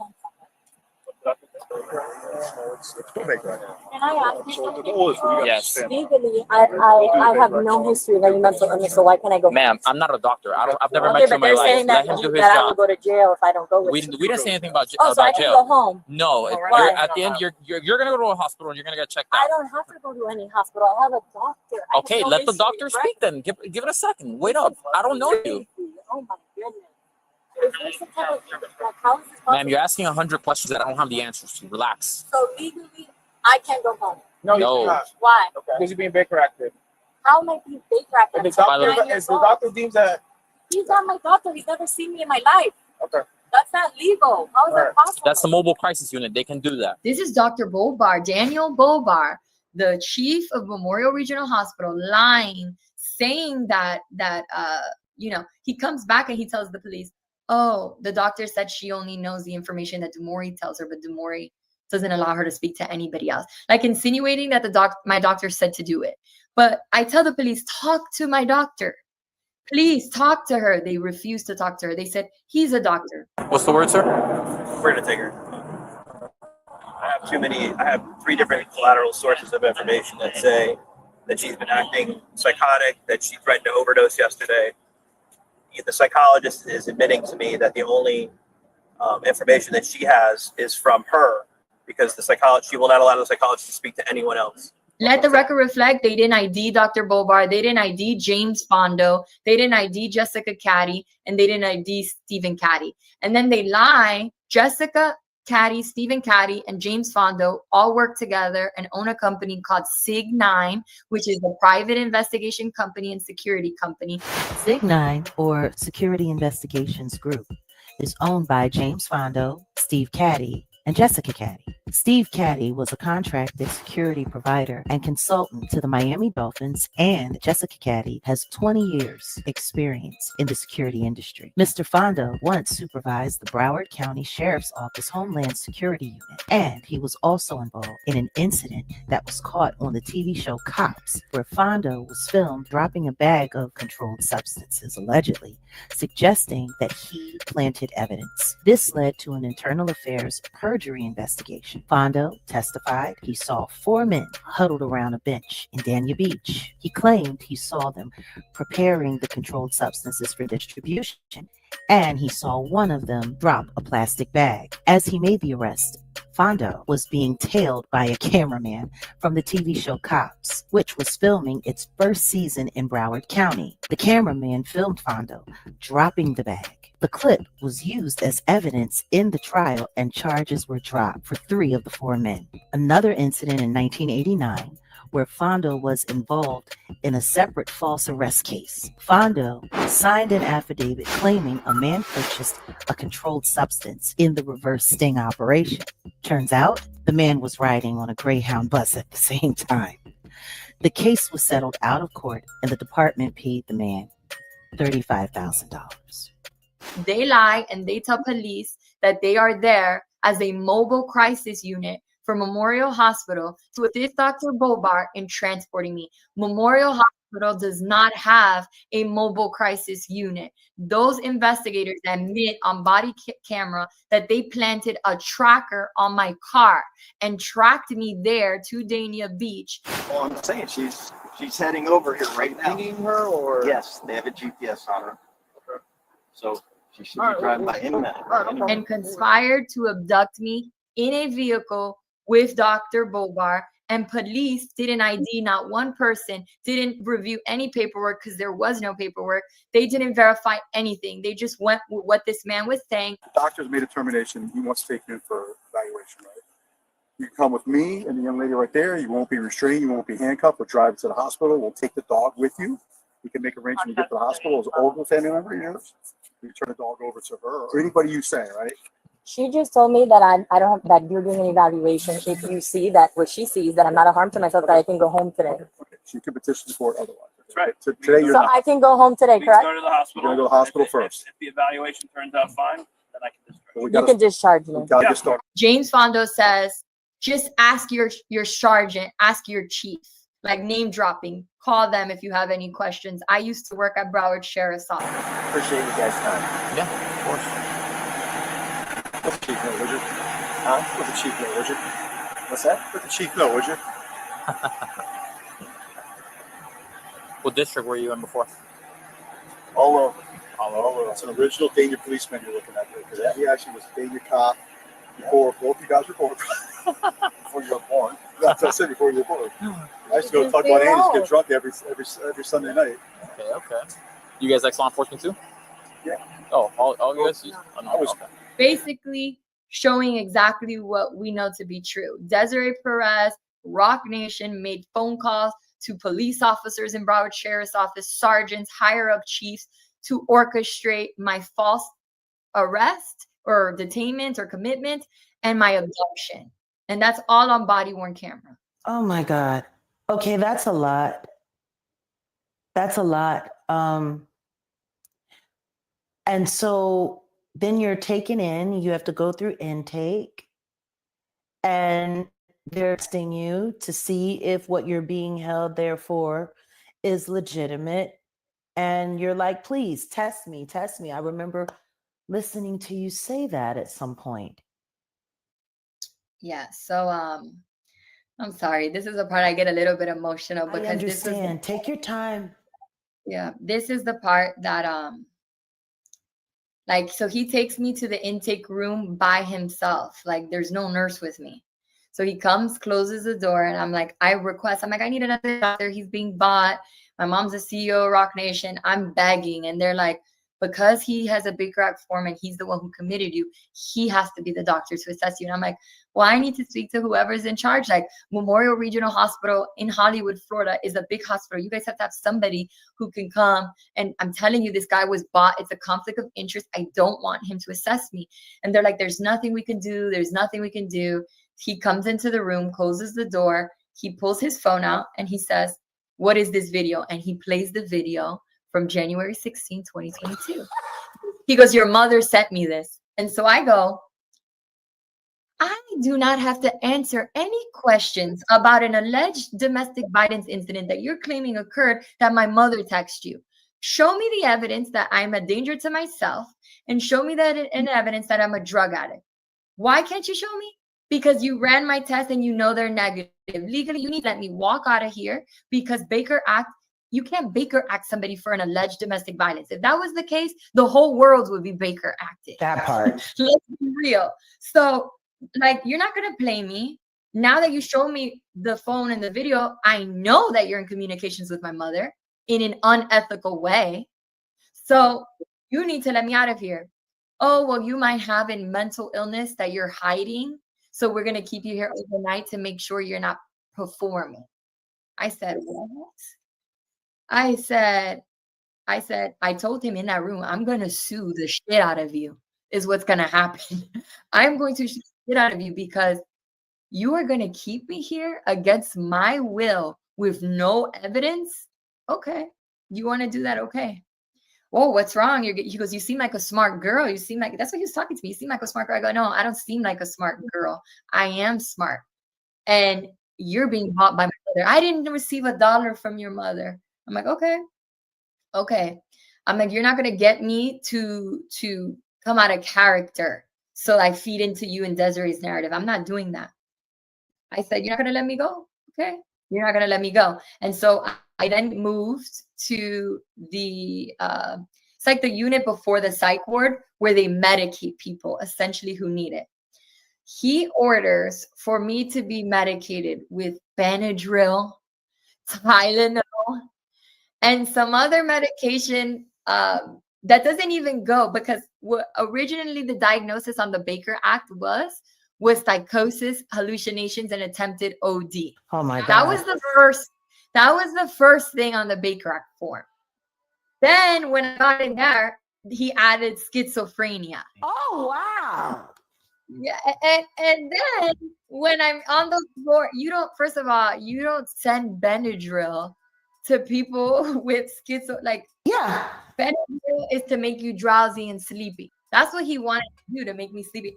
So the nurses and the ER doctor, God bless her soul, they were like, your talk screens are clean. What's happening? I tell them the whole story, and they're like, we're not giving you no medicine. I want to put it on the record. I didn't get medicated because the nurses and the other doctors were like, this girl, like something is up. Like they were paging him, calling him. They were documenting, which was, I'll give you the medical records. She's fine. Clear signs. The nurse even called Javon for me. And I could put her name out there. Pam Anderson, nurse Pam Anderson from Memorial Regional Hospital. Salute to you. She showed me. I didn't know the amount of lies. She showed me that the Baker Act was saying extensive drug addiction. And she's like, this makes no sense. Who is your mother? I said, my mother's the CEO of Rock Nation. She's like, oh, now this is making sense. And she's calling Javon. She's like, I'm going to try to help her. So she's putting a paper trail for me. The ER doctor's calling him. He's ignoring people's pages. He's ignoring people's calls. And everybody's like, we don't know what to do, but we're not going to medicate you. I'm in a room with a man who just stabbed 6 people, a heroin addict to my left, and another man who tried to rape somebody and kill himself, and an officer watching all of us. So I'm there, and I'm like preparing myself for what's possibly about to happen when I go up to the psych ward. I'm like, Jesus Christ, like, get yourself together, Demoee. You got this. Be strong. Like, I'm talking to the Javon from the nurse's phone. Like, they're trying to get this Dr. Bobar. They're trying to get in touch with people, but nobody comes. Nobody comes. And now I'm being taken to the psych ward, and they're telling me, okay, you should be able to leave tomorrow. Maybe he's just, the maximum that they can keep you in the state of Florida is 72 hours for Baker. You're supposed to be released after 72 hours. That's the max hold. I go into the psych ward. It's men and women. They don't separate you. They strip me of my clothes. I'm in a gown. They take away phones, everything. The nurse there, Nurse Andy, God bless his soul, said, I'm going to put you in a room next to me and the camera so I can watch you, because you can't close the door here and because you have some dangerous people on this floor. So I'm going to look out for you. Because they believed me. They knew, like, this is not right. And then they were telling me that Dr. Bobar had connections to the FBI and had connections to high, powerful people, and that my story didn't seem far-fetched, that he was paid and who my mother was. So they were already like, okay, this girl's telling the truth. So they were trying to look out for me. They told me try not to fall asleep. So now I'm in hospital gown in a floor with men and women. Some dangerous place. Like trying to keep myself together, because I'm like, if I cry, it's going to feed into the narrative that I'm crazy. If I yell, it's going to feed into the narrative that I'm crazy. I can't fall asleep because I don't want to get raped in this facility, because a lot of people get sexually assaulted in these places. I didn't sleep for the 3 days that I was there. I didn't sleep. I didn't eat. I didn't eat the food. The nurse was giving me packaged crackers and forcing me to eat. Nurse Maria, God bless her soul, she was like, listen, eat some crackers, because if he writes on your chart that you're not eating, it's going to feed into the narrative. So just eat some crackers. Like, they were allowing me to use the phones to get an attorney, to call Javon, to come up with an escape. I was advocating, like, She's constantly, I asked to speak to the supervisor of the hospital, the clinical social worker. Nobody could stand up to this Dr. Bobar. So I was stuck there. Another doctor, Dr. W, Dr. Cohen, did a psychiatric evaluation, found me to not be a threat to myself, found me with no diagnosis. She literally just said, patient is here due to Baker Act diagnosis, which Dr. Bobar wrote. But she's like, to me, you don't have this. But because it's a Baker Act, I have to put it, but you don't have that. And she put that in her notes. And so at one point, Dr. Bobar comes into the room, and I asked Nurse Maria to stay as a witness. And he's like, so are you going to admit that you're being abused yet? And I was like, you cannot Baker Act me and have me in here for an alleged DV. You and my mother are working together, and I know you're getting paid. You need to let me go, or you are going to regret this, because I will take legal action. And then he's like, no, we still need to watch you because you could be performing. I'm like, I am not performing. And then he's like, well, what's the rush? If you don't have anything, you can leave. What are you missing out on? You don't work. You don't have a job. That's how I knew he was in communication with my mom, because I forgot when Javon won his case and made bail in January, I was fired by Iconic Creative Agency with no explanation whatsoever. And I have proof of that. And then they gave me a gag order to try to say you won't receive your paychecks unless you sign this, which means like you can't take legal action or speak out on the company. I was like, I'm not signing nothing. I went 2 months without getting paid. It wasn't until I made a threat to hire a lawyer that they wired me payments that I was owed. They didn't pay me for 2 months to try to force me to sign a gag order. Liz Frahella and Benny Frahella from Iconic Creative Agency. I want to put that on the record. Obviously, my mom told them to fire me because they thought I wouldn't be able to afford to live or to, help my husband with his legal case and all that stuff. Yeah. So I got fired 1 week after from Iconic Creative, 1 week after Javon made bail. So just want to put that out. Just to pull the rug right out from underneath you. Pull it out. So he tells me, you don't have a job. So I already knew, oh, she told you about Iconic. How would you know that, sir? How did she know that I got fired from she wasn't in contact with Iconic? So I go, oh, so thanks for proving my point that you and my mom know about Iconic. I go, but at that time, what they didn't know is I already got a job as a social worker for unaccompanied children. So they didn't know that. I already got hired. I was already working there. And so I go, I do have a job. And thanks for confirming that you're in communication with my mom. He's like, I told you I didn't get paid. And then he starts telling me, oh, you think you're smart? You think you're this? Like, let me keep it together. I'm sorry. Like verbally trying to bring me down and like make me feel inferior when I'm already feeling inferior in this hospital, not sleeping, not eating. I remember like one night I threw up from the hunger and the acid in my stomach. I was cleaning like with my hands, like just clean. I'm sorry. Oh my goodness. Listen to me. Number one, take your time. Number two, you're doing great. Number three, everything that you're telling me, I've experienced myself. So I want you to just remember that God was with you. Your bravery is what got you here. And it's so that you could tell this story, because a lot of people don't want to believe that these things happen to real people. They think they're things that just happen in movies, but this is real life for some of us. So whether or not anyone has told you, and I'm sure people in life that love you have, we're very proud of you for your bravery. And we thank you for having the courage to share your story. I appreciate that. Okay, so I'm like cleaning the bathroom because in my head I'm like, man, if this man sees that I'm throwing up, he's gonna use it as an excuse that I'm sick and I have to stay here longer. So I'm like cleaning so that nobody notices the vomit with my hands and the napkins and trying to hide any evidence that could appear that I'm sick, because I don't want him to keep me there longer. Like, I'm like, I don't want to be here. I don't deserve to be here. Like, I don't know what else to tell you people. Like, and it sounds crazy when you're in a psych ward telling people I'm a social worker. Don't do drugs. My mom is lying because she wants to separate me from her boyfriend. So a lot of people are like, oh, like, she's sick, whatever. But thankfully, like some of the people did believe me in there. And so I'm like trying to like stay together, advocate for myself. And then finally comes the day that I'm supposed to be released. And here comes Dr. Bobar marching in, and he treated me horribly, like talked to me like shit.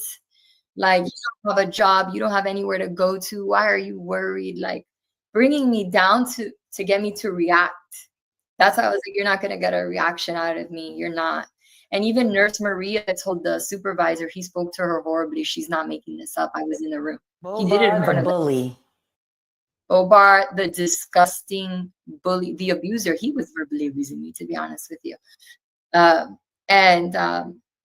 So when it's 5 o'clock, time to be released, he comes in and he goes, "Oh, you're not being released. The judge just signed a marchment order." I was like, what is a marchment? Like, this is the first time I'm learning about a I'm like, what is a marchment order? And he's like, it's basically a court ordered document signed by the judge saying that if you leave here, they can detain you and put you in prison. You're being transferred to a rehabilitation facility for drug addiction. With no drugs in your system. Exactly. So I'm like, I'm asking for the supervisor. I'm asking for the head of, I'm telling them, can you check if that seal is real? Because how did my mom get a judge to sign a marchment order in 24 hours? Like, and isn't a due process? Doesn't there have to be a hearing if my talk screens are clean? Like, how are they making this happen? Drug addiction. And I'm reading the affidavit, which I will provide to you. And it's saying that I was stealing prescription drugs from my grandmother. That I was getting high, that Javon was raping me with men, trafficking me, that I had schizophrenia, psychosis, hallucinations, like just a whole bunch of lies. And now they're telling me you're being marchment acted. If you leave, you'll be put under arrest.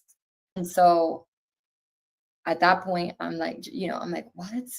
Where am I going? A rehab facility? Like, what is going on? So then Broward Sheriff's Office comes and they handcuff me and they put me in the back of a car and they take me to Life Skills in Deerfield Beach, which let the record reflect Dr. Daniel Bobar is the chief of Life Skills Deerfield Beach.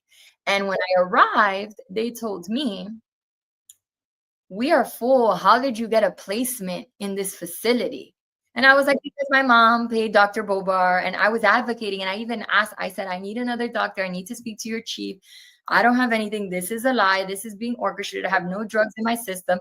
And so the Marchman Act, usually within 48 hours, I believe it is, you're allowed to be released if you don't meet criteria, unless a judge signs off for you to stay. What happens 10 minutes into me getting to Life Skills? My mom serves me, a court processor serves me with a court-ordered petition where the judge says I have to stay there 14 days until my hearing. Yeah. I've been there. That sucks. But you made it through. Yeah.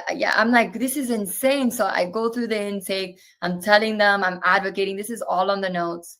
But they tell me you're just going to have to wait. So at that point, hired an attorney. I was ordered to go to AA classes. I was ordered to go to withdrawal classes. They didn't even have room in the facility, so they put me on the men's side of the rehab facility. And I was staying with two women who were both surviving heroin addicts, and one who tried to who actually successfully shot herself and survived. And they didn't have room for me, so I had to sleep in a room that was like supposed to be like a cleaning room. They pulled out a bed there and they put me there because it was at max capacity. So it's just more proof that Dr. Bobar got paid to put me there, because there was people that was on a wait list for years to get into that facility. And I just happened to show up and be let into the facility. Like, no. And so, yeah, no. Just like that with a phone call. And so luckily I was able to get another doctor. Her name is Dr. Despina. I told her what was going on. She believed me. She's like, I have to put on the notes, what the Marchman says, because it's court ordered. But, I was calling Javon. I was calling my lawyer. I was defending myself. but I had to attend all these drug rehab classes. Like, mind you, somebody who's never drank alcohol, and I'm over here and listening to people pass a coin saying that they're 30 days sober. And I'm like, you know, what is people saying? I mean, I witnessed when I was there, the scariest thing being served. You're with cameras 24/7. You can't have the doors closed. People are watching you when you eat, when you sleep. You're with all these addicts. It's very traumatizing. I witnessed a girl trying to kill herself there. She cut her thighs multiple times. The ambulance had to come. Somebody got sexually assaulted by a dumpster while I was there in the facility. It was horrific, the things that I saw, and I had to like stuck up while I was I there. have to ask you this question right now in the midst of all of this. This is all traumatizing. We both know that. The funny thing is all of the things they lied about you being in there, they forced you to have to witness them, be around them, experience them. Like, this is so traumatic. Did you ever think your mother was capable of putting you through this? No, I felt that was the worst experience of my life by far.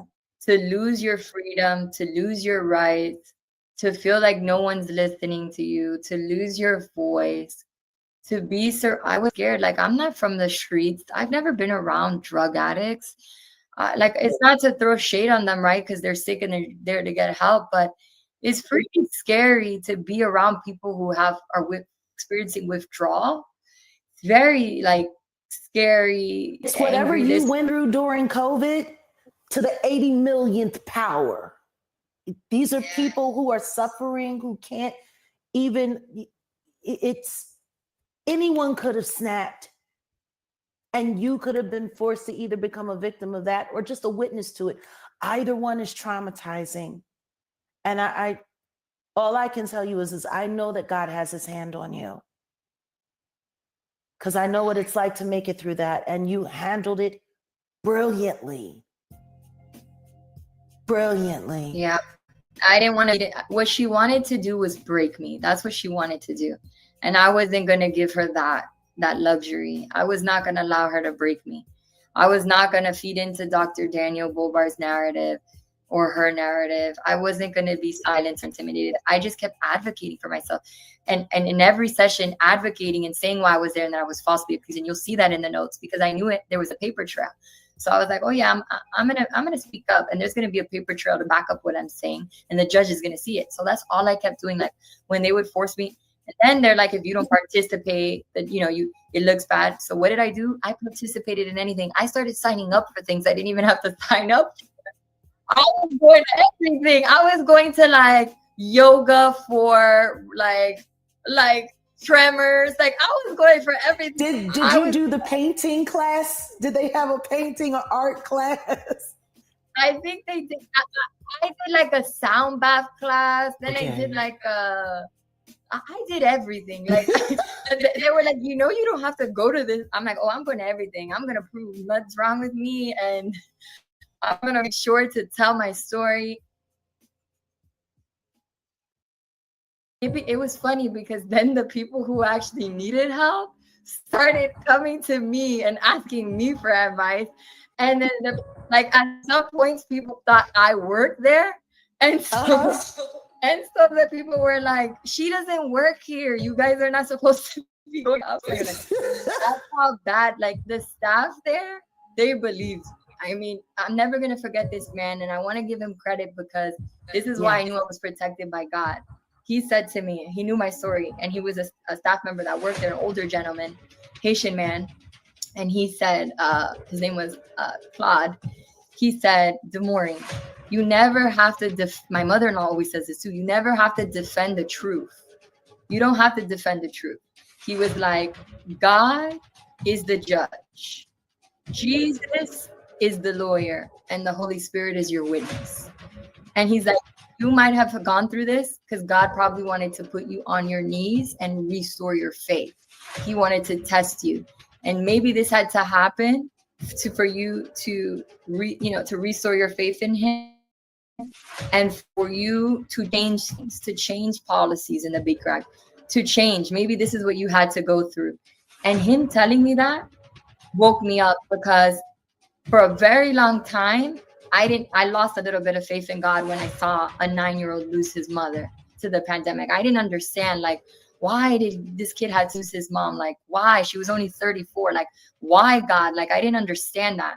And so for a while, I wasn't praying as much. I didn't really have faith. I'm going to be honest with you. And so it wasn't until I was in that situation, every night I would get on my knees in the room where I was at, and I would pray to God, and I would say, God, I am sorry. I am sorry for not believing you, but now I'm at your mercy. This is my freedom. I need your help. I need you to guide me. And God pulled through for me, because I got out of there. I was able to hire a lawyer. Thanks to my husband, I was able to hire a lawyer. And then this is very important that the world needs to know, that she's probably doesn't want to expose, and I'm going to expose it here. Okay.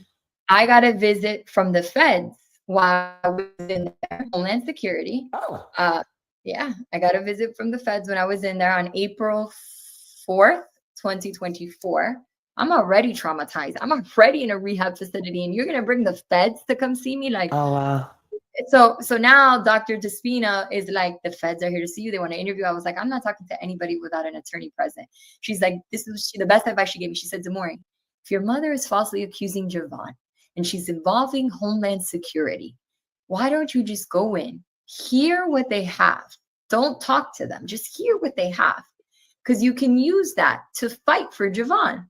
So just hear them. I'll go in with you. And that was the best advice that woman gave me, because we went in, I sat down, there was 2 federal agents and the U.S. attorney, Jessica O. With her laptop, the 2 federal agents, Agent Christian Locurto, Agent Isaiah Pettyfeather, and U.S. Attorney for Human Trafficking, Jessica O. I can't pronounce her name. I'll give that to you. Okay. Sit me down.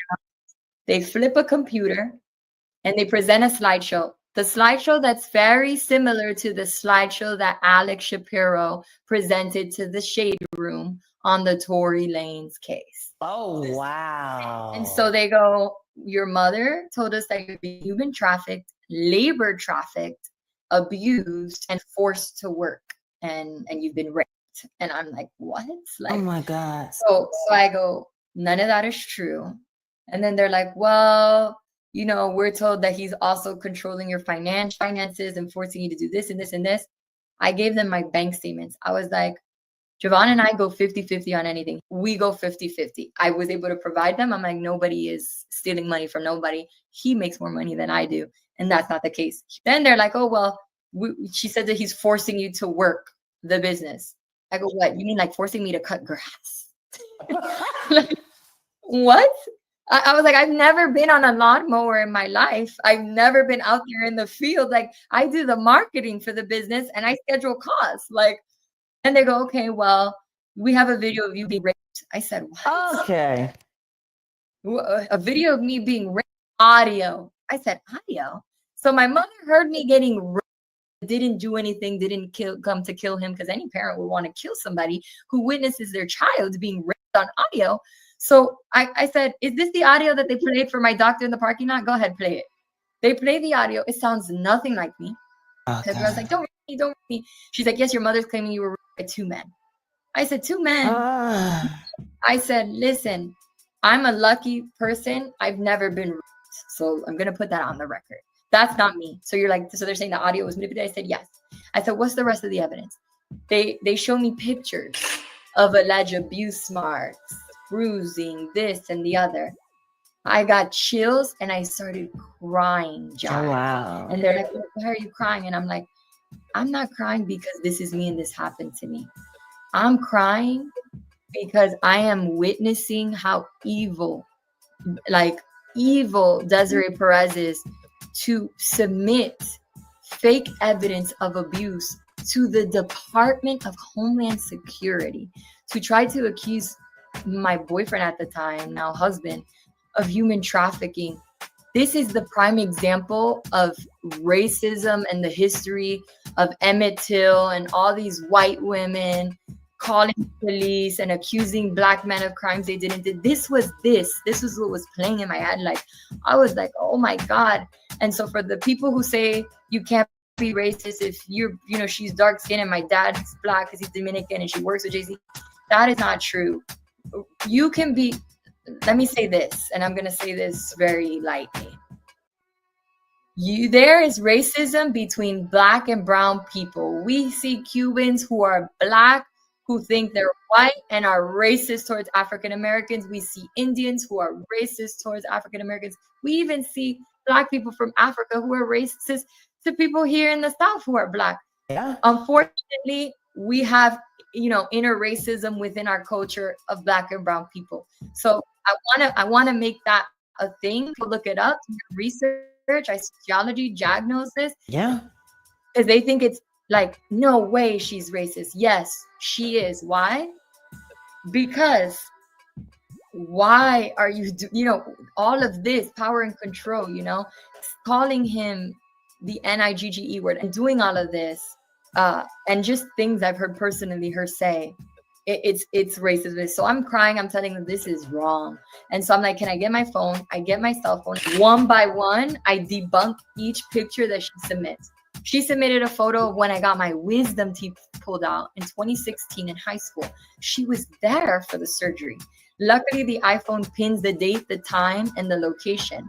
And I called my dentist. They gave Homeland Security the record that reflects that I did get surgery that day for all 4 wisdom teeth.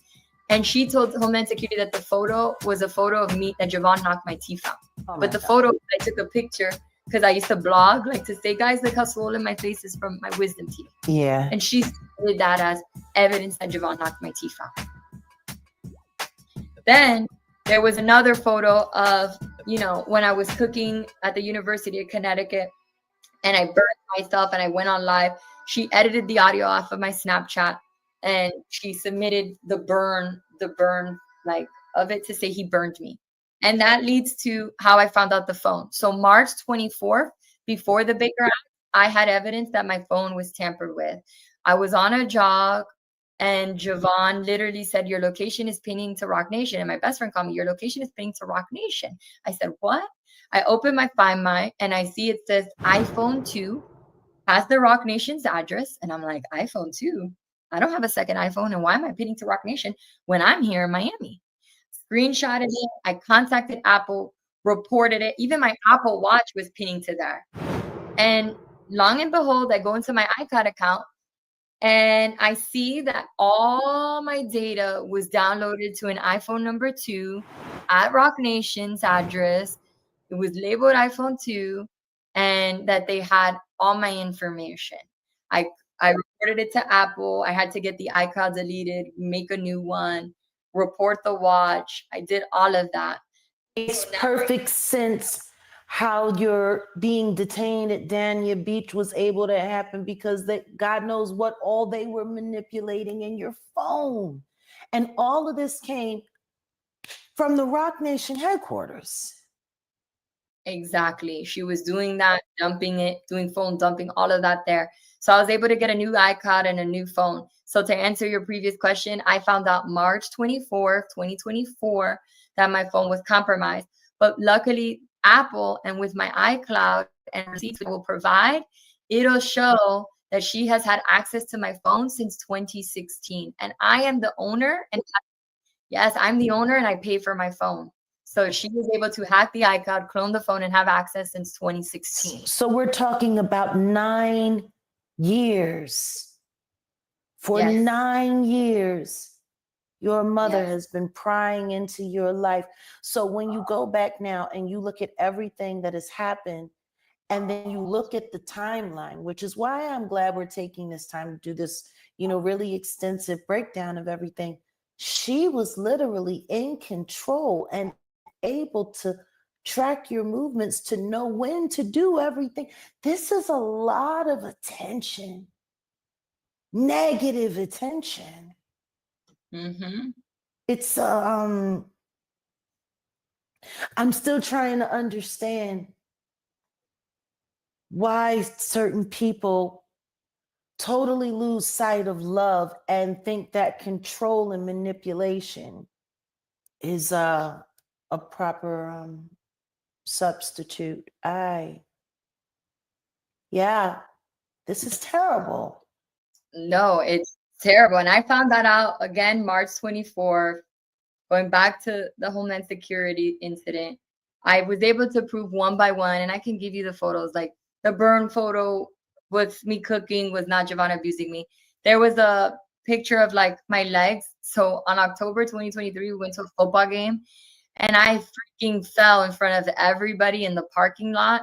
There was a hole in the parking lot, and I fell through the hole, lost my sneaker. The parking lot people had to block it out. It was terrible. I literally sent pictures to my whole family, put it on Instagram. She saved it, cropped out the video, audio, and submitted that as like, oh, Javon beat her up. Like photos of like when I was at a car accident in back in 2016, and I had to, do physical therapy for my car accident. Pictures of my injuries from my car accident were used and submitted to Homeland Security as so-called abuse photos. And so when I was able to prove everything to Homeland, they're like, look, we're sorry for what you're going through. If we have any more questions, we'll contact you and Javon when you get out of here. They left. Then very next day, Javon gets arrested for the second time. And I'm finding this out while I'm in there. And apparently he's getting arrested on April 5th, 2024 for the September 11th incident where they didn't arrest him. Oh my God. So, oh wow. Okay. So we just recycling and rebooting and remixing, and this is a lot. This is a lot. So he gets arrested, and I give my mother-in-law the agent's number from Homeland, and I go call her because she saw that it was BS, and she tells her, it must be that she's taking it to different agencies because I'm sorry for what your son is going through. This is terrible. So like nobody understands how he's being arrested on April 5th for an incident where he didn't get arrested on the day of. You know what I'm saying? And so at that point, he makes bail the next day, April 6th.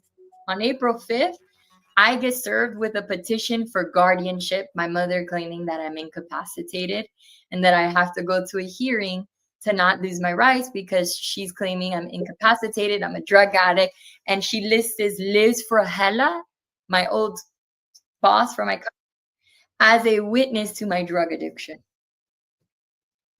Oh wow, okay. And this is it's insane. I wish there was.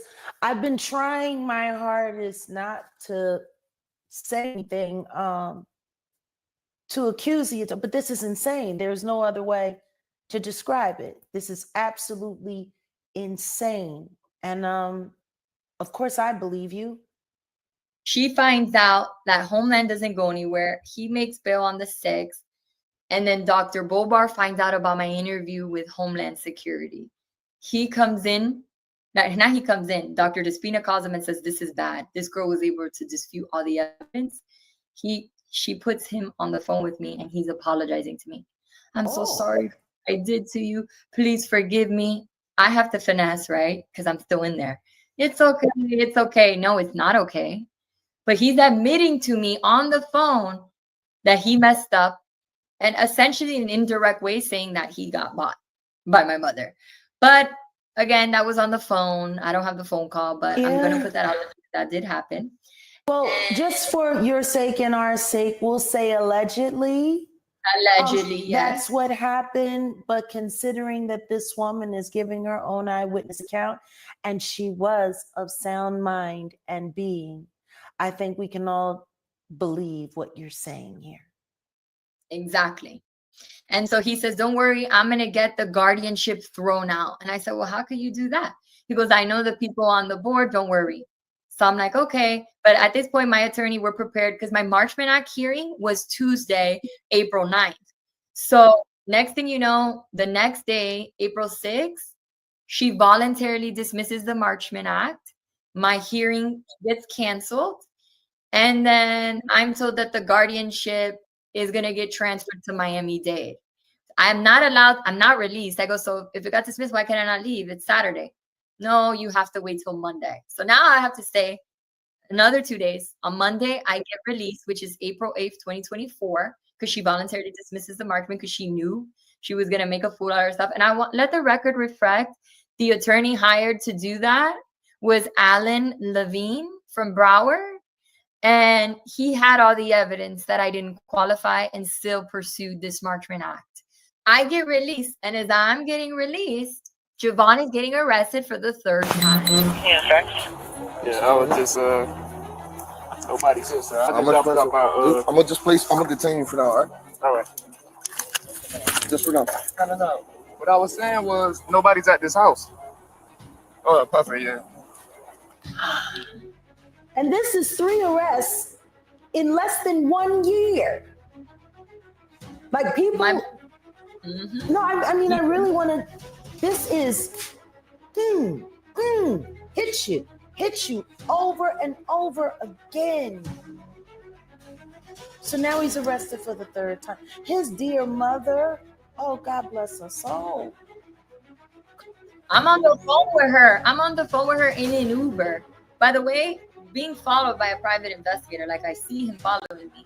I'm on the phone with her and she's like, hold on, your brother-in-law's calling me. And she's merging him and she's like, Javon is getting arrested. And she's like, what? He just made bail on Saturday for what? And, you know, to summarize it, long and behold, what happened was the private investigators, specifically one who was unlicensed, Raymond Gonzalez, who was in there with Justin Gonzalez, Jeffrey Brown, Stephen Victor, all these people who participated, who were staying in the house across the street, specifically Raymond Gonzalez, who was unlicensed, pulls up to the scene when police arrive. They arrest Javon. They say they don't know why. They're like, we're going to handcuff you. We need to figure out why we're arresting you. We just got a call from a sergeant saying that we needed to come and arrest you. This is all on body cam. Raymond Gonzalez pops up with the stay away order because a judge automatically grants a stay away order in a DV case if the victim is not there to say I don't want it. I wasn't there. That's her plan worked. I was in life skills. So the judge issued the stay away order, and the stay away order says he can only come back to the home where we live if he's escorted with a police officer. Usually stay away orders, when they're reported as violated, it comes from the real victim because she doesn't want the perpetrator to be near her. You know what I mean? In my case, I was in Deerfield Beach, which is 2 hours from where Javon was, our house. And Javon was coming to feed our cat and pick up his clothes. He didn't understand. He missed the part where it said he had to call police to come feed our cat. So what does my mother do? She has Raymond Gonzalez provide the officers with the stay away order so that they have a legitimate reason to make an arrest. And body cam footage shows the officers basically saying, yeah, man, her mother is the CEO of this big music company. Bro, listen, I don't know what you got going on with this girl, but she's trouble, bro. She's putting you through all this. Give me 1 second. Thank you. With Ms. Demoee? Yeah, she's. You guys just dating? Yeah, just dating. For what, like 13 years? Yeah, first No kids, right? Or Just dating. And live together. You ain't married? Nah, just trying to get my business right. Look, guys, be careful with this girl, man. Or the situation. Be careful with the situation. She put in a call with the higher ups to get this done. You should leave this girl. This is crazy. We're sorry, man. Oh, wow. Yep. So Javon gets arrested the 3rd time. He's taken to jail. And then to just give you a summary of what happened, Javon spent 40 days incarcerated, Wow. both in a jail and then house arrest with a GPS tracker, unable to work all those days. And this was all for September 11th, 2023, and the violation. So nothing happened. So he had 3 stuff put on his record. A DV chart. This is all misdemeanors too. Misdemeanor DV, misdemeanor assault, misdemeanor battery. 3. And so we go through the whole court process, right? We can't talk to each other. I'm free. At this same time, I had to file criminal stalking reports against Raymond Gonzalez. All these unlicensed PIs who continued to follow me and watch me from across the street. Very creepy. Like, I was scared. I was sleeping alone in this house couldn't talk to Javon, couldn't talk to my mother-in-law because of the stay away order. You know, I had to testify in the state attorney's office on April 26th when I witnessed Laura Gatz, an attorney hired by my mother to represent Milaides and Olga Sayas, the supposed witnesses from the September 11th attack, showed up at the same time. If anybody knows when a witness is going to go testify at the state attorney's office, that's confidential information. The state doesn't release that to anybody for their safety.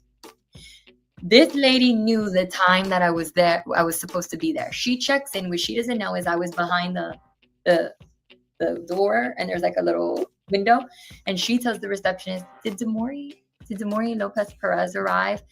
And then she's like, the receptionist is like, are you her attorney? She goes, yes, I'm her attorney, Laura Gatz.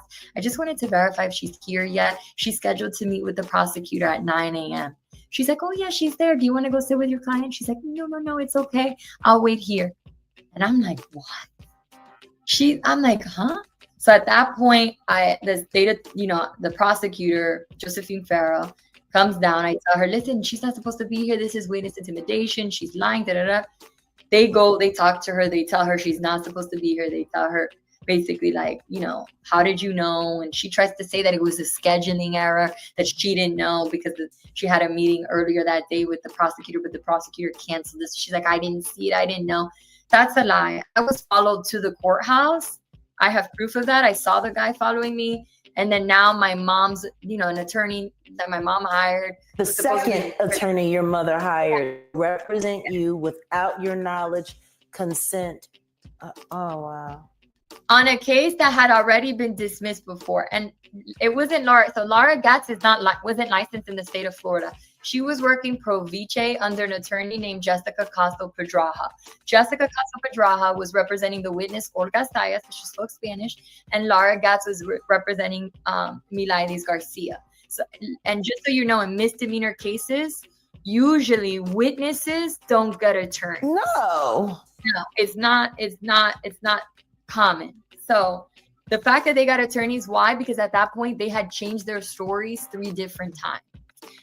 So just to give you context. So now this Laura Gatz is here pretending to be my lawyer. I hear her. The state attorney is like, you can't be here. How did you know about the appointment? I go up with the state attorney. I give her my testimony.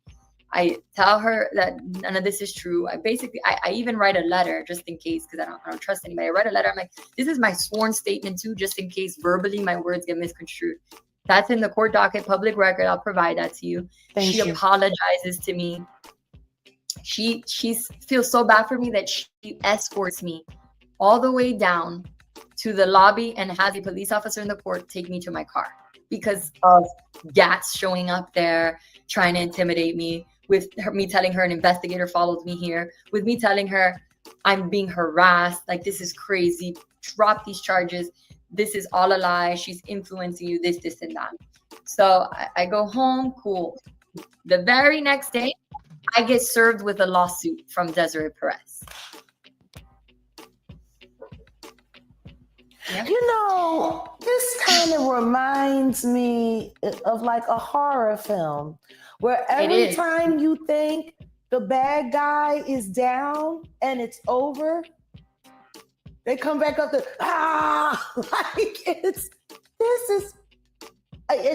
I'm not trying to make this. She's making it hard. This is Monster Mom. No, this is the devil's work. This is not mom. This is not a mom. A mom doesn't do this to her own child. It's not. And I have court records to prove this. I have pictures of the process server. Like, I'm alone in this house by myself. You have these men following me, watching me, living across the street. I had to endure this lady. I don't even want to call her names. Laura Gatz. Like, I'm tired. I'm tired of being silenced. I'm tired of these people speaking up for me. You're showing up here when I'm supposed to testify. Who do you think you are? Like, how much are you getting paid to feel so entitled to walk in here? and try to intimidate me. Like the prosecutor had to calm me down because I was over it at that point. I just got out of facility. I'm trying to testify. This woman showing up, and then the next day I'm being served for a lawsuit, and she's serving me a lawsuit. So in 2020, my stepdad and her bought a car for me for Christmas. I already knew. This is how I knew. I said I would not accept, because I already had my own Toyota that I leased for 3 years, had a Corolla. And they knew the lease was over. So I'm like, I won't accept any gift unless it's under my name, because I never want her to try to manipulate with me in the future. And pull it out, yeah. I'm like, nope. If the title and the thing is not under my name, I don't want it. So they had to do it. And it was the best thing that happened to me, because the lawsuit was for a verbal contract that I broke between her and I, that if I tried to sell the car, I wasn't allowed to sell the car. First of all, I was never trying to sell my car. Second of all, Natalie Anderson took the car, allegedly. Natalie Anderson allegedly took the vehicle when I got Baker acted on March 27th, picked up the vehicle at Dania Beach, allegedly. And they had my car for 3 months sitting in my grandfather's house. So how can you sue me and say that I wanted to sell a car that I own when you're in possession of the vehicle? Makes no sense. A frivolous lawsuit to emotionally, and then she claimed emotional distress and requested that I pay her $150,000 for emotional distress. When you're a multimillionaire and you're asking your daughter for money on emotional distress, when all you've done my whole entire life has caused me emotional distress. But that's usually how it works with narcissistic people. It's a constant projection. Whatever they are, they put it on you. They put it on someone else. She's the abuser, not Javon. She's been the abuser my whole entire life. And so now I have to hire attorneys that I can't afford, right? At the time I couldn't, then I was fine. But at that particular moment, I've already had to hire, this is now 4 attorneys, one for the Marchman, one for the Guardian, one for Javon's, because Javon had his attorney that, obviously he paid for, but we have joint finances. So it's like, what is this? Like, I'm hiring all these attorneys because you want to file a frivolous lawsuit, which, by the way, she voluntarily dismissed eventually. But it's just doing things to stress me out, to get a reaction, right? To abuse me and abuse the court system. Like, this is repeated abuse of the court systems in these institutions. And so fast forward to May 15th, 2024, the state attorney drops all charges, and the head of human trafficking for the state attorney's office was at court on May 15th and said, Judge, we investigated the case. There's nothing there. And they dismissed all charges against Javon on May 15th. And May 16th, his GPS collar was removed. We were reunited and we were home. And then now, there's 2 other things I'm trying to understand, because I understand the involvement of the lawyers from Quinn Emanuel. I'm very familiar at how they operate. But when did TMZ get involved in your case? So we found out recently that TMZ, when Javon got arrested the second time on April 5th, one of the things that they were trying to say is that so this is what's very similar, and I'm just going to throw it out there for everybody to hear. So jail calls is a theme in our case, just like the Tory Lanez case. They were claiming that these jail calls were proving that Javon was coercing me through his mother. When his mother was talking to him about feeding our pets, and they were trying to allege that there was some type of code for feeding the cat, meant like forcing Demoee to go back home, or like just craziness, Jack, craziness. Feeding the cat. So kind of like Pizzagate. Yeah, like Pizzagate, like this conspiracy. Yeah, this pizza, like I'm like our pets have become famous with this case, because I'm like, what is going on? Now you're using our cat's name is Beethoven, like that. Oh, Beethoven really means Demoee or this. There was nothing. The only thing that he communicated to his mother, because I didn't have a car, because they took my car and then they sued me for my car, was, Mom, let her know to use my vehicle because his vehicle was at his mom's house. Just his brother came, drove the vehicle to me so I would have a car to move around. And so the state attorney was like, no, there's nothing in the jail cause where anybody's forcing anybody, because that's what they were trying to do to keep him in jail and say that he's violating the stay away order, because the stay away orders, you can't have like third-party communications. So they were trying to claim third-party communications. So, which, by the way, the state didn't even know how they got those jail calls, which is the same thing with the Tory case. So that's another thing in itself, is how did you get the jail calls before the state attorney's office? And so to answer your question with TMZ was emailing the state attorney requesting for the jail costs for them to do a story and requesting access to come to court for Javon's hearings. And to, I guess, do a bad story, who else would reach out to TMZ? Because I wasn't reaching out to TMZ to release jail cause, trying to say listen to me. TMZ, they keep my name in their mouth at all of the wrong times and for all of the wrong things. But this is the thing, I'm a public figure. I've been a recording artist since forever. I've been in the business for over 30 years. It makes sense that they should talk about me, especially when I'm doing things that I'm doing. For them to be interested in Tory Lanez case, these are all industry things. Mm-hmm. You and Javon aren't industry in any way, regardless of who your mother is. You're not industry. Even the job that she got you, it has absolutely nothing to do with being a public figure in any way, shape, or form. So why would TMZ be interested in two normal citizens who have nothing to do with anything that they talk about and then request to be in the courtroom?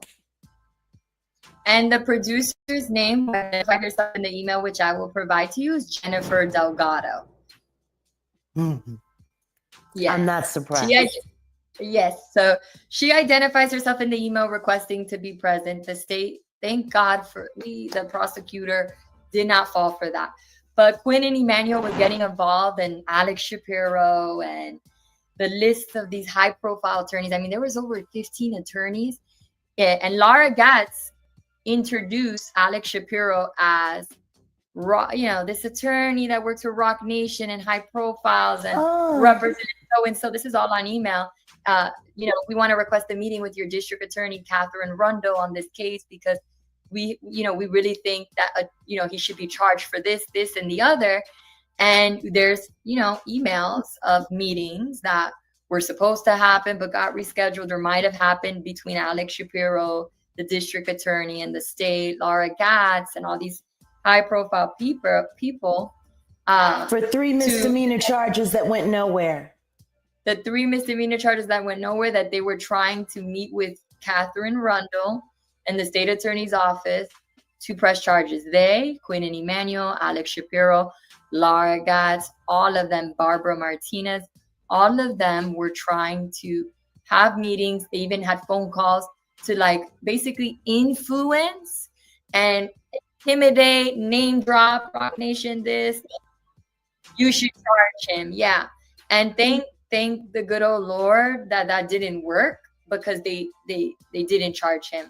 And it was later discovered that human trafficking only got involved because Barbara Martinez worked with the U.S. attorney and made that interview happen. So this is all money, power, politics, corruption, name dropping, brand dropping, Rock Nation this, I represent Megan Pete, I represent this person. And it's all to separate you from one of the most stable relationships in your life. Yeah, and that's crazy that you say that. Yeah, besides my grandfather, by the way, he's identical to my grandfather. That's why I think I'm attracted to him. That's a good psychological evaluation, Chad. He's identical to my grandfather. That's why I think I'm so in love with him, because it's the most stable relationship. Wow, that's a really good call. I didn't even notice that until you said it. It's true. It is. Yeah, And all of that being said, oh my God, how would you, you know what, there's no nice way of saying this. How are you and Javon doing after all of this? Now, I love that you asked that question because this is not something cutesy perfect. Most people would have been separated, and we even discussed that.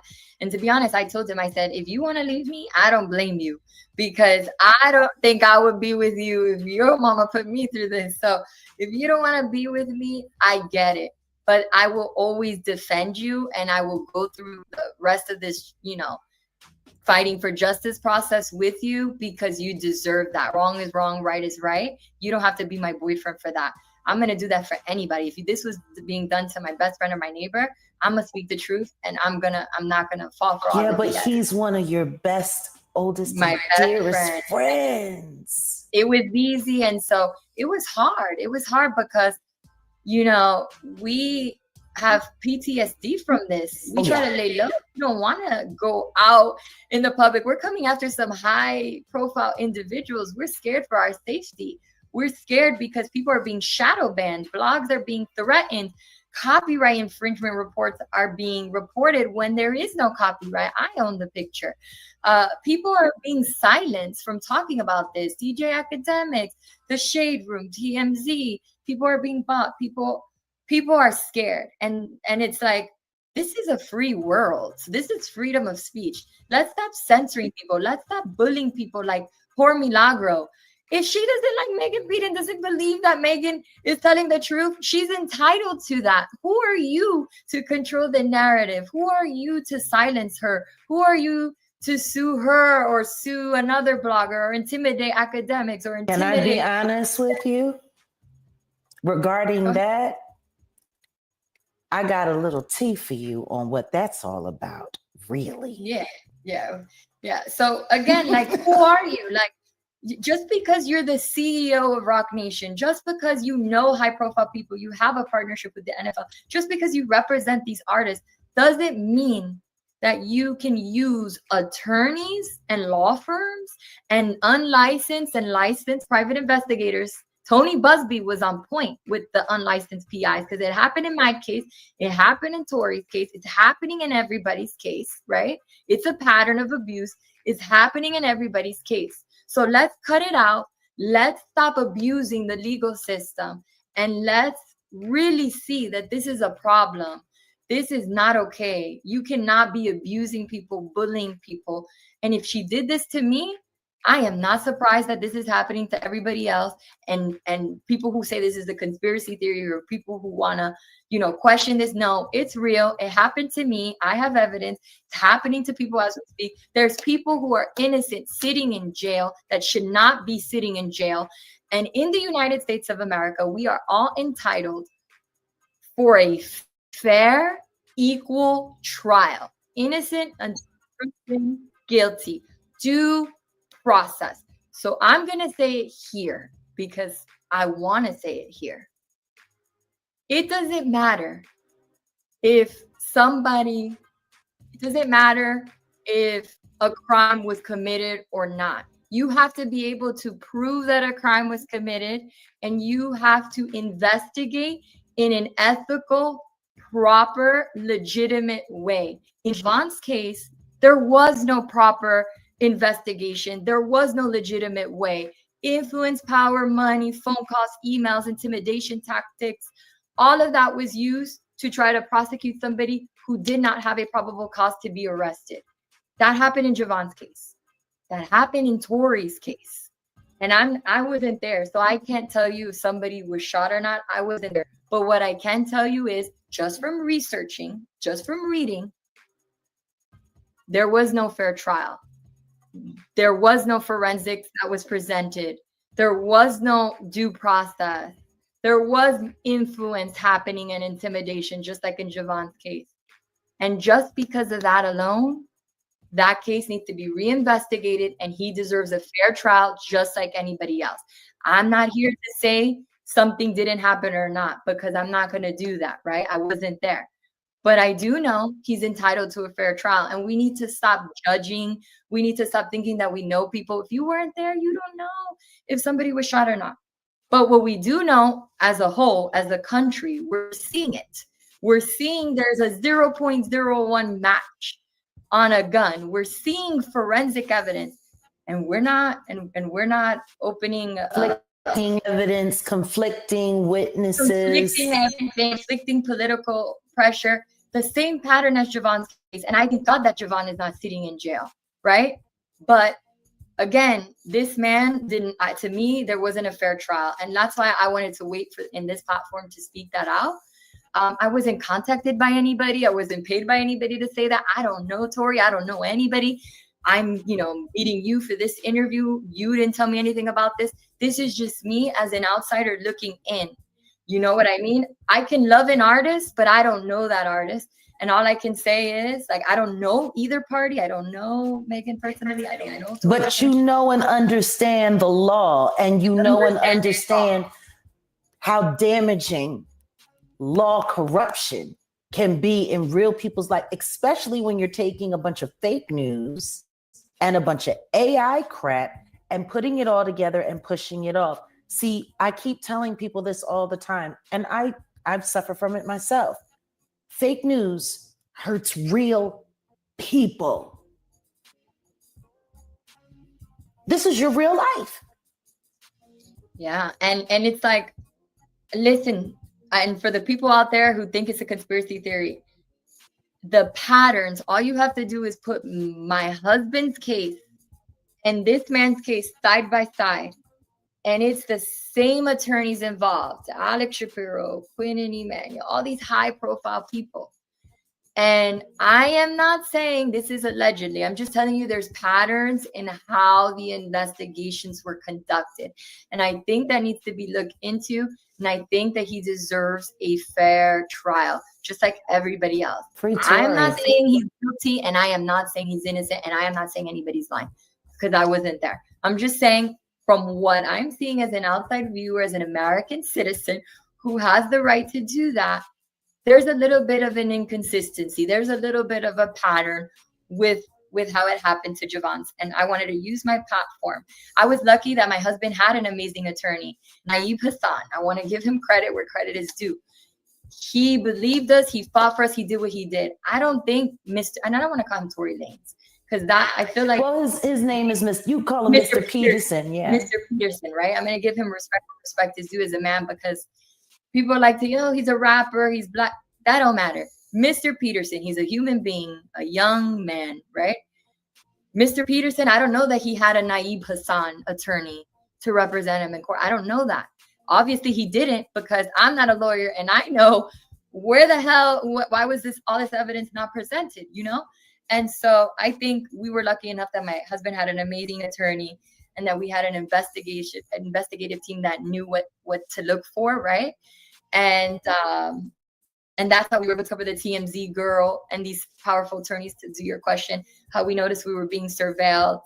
And I just really quickly want to go back, because I skipped this, and you can add that if you want to. That's on the lawsuit, on the amended complaint, so people don't say, oh, she skipped it, she made it up. No.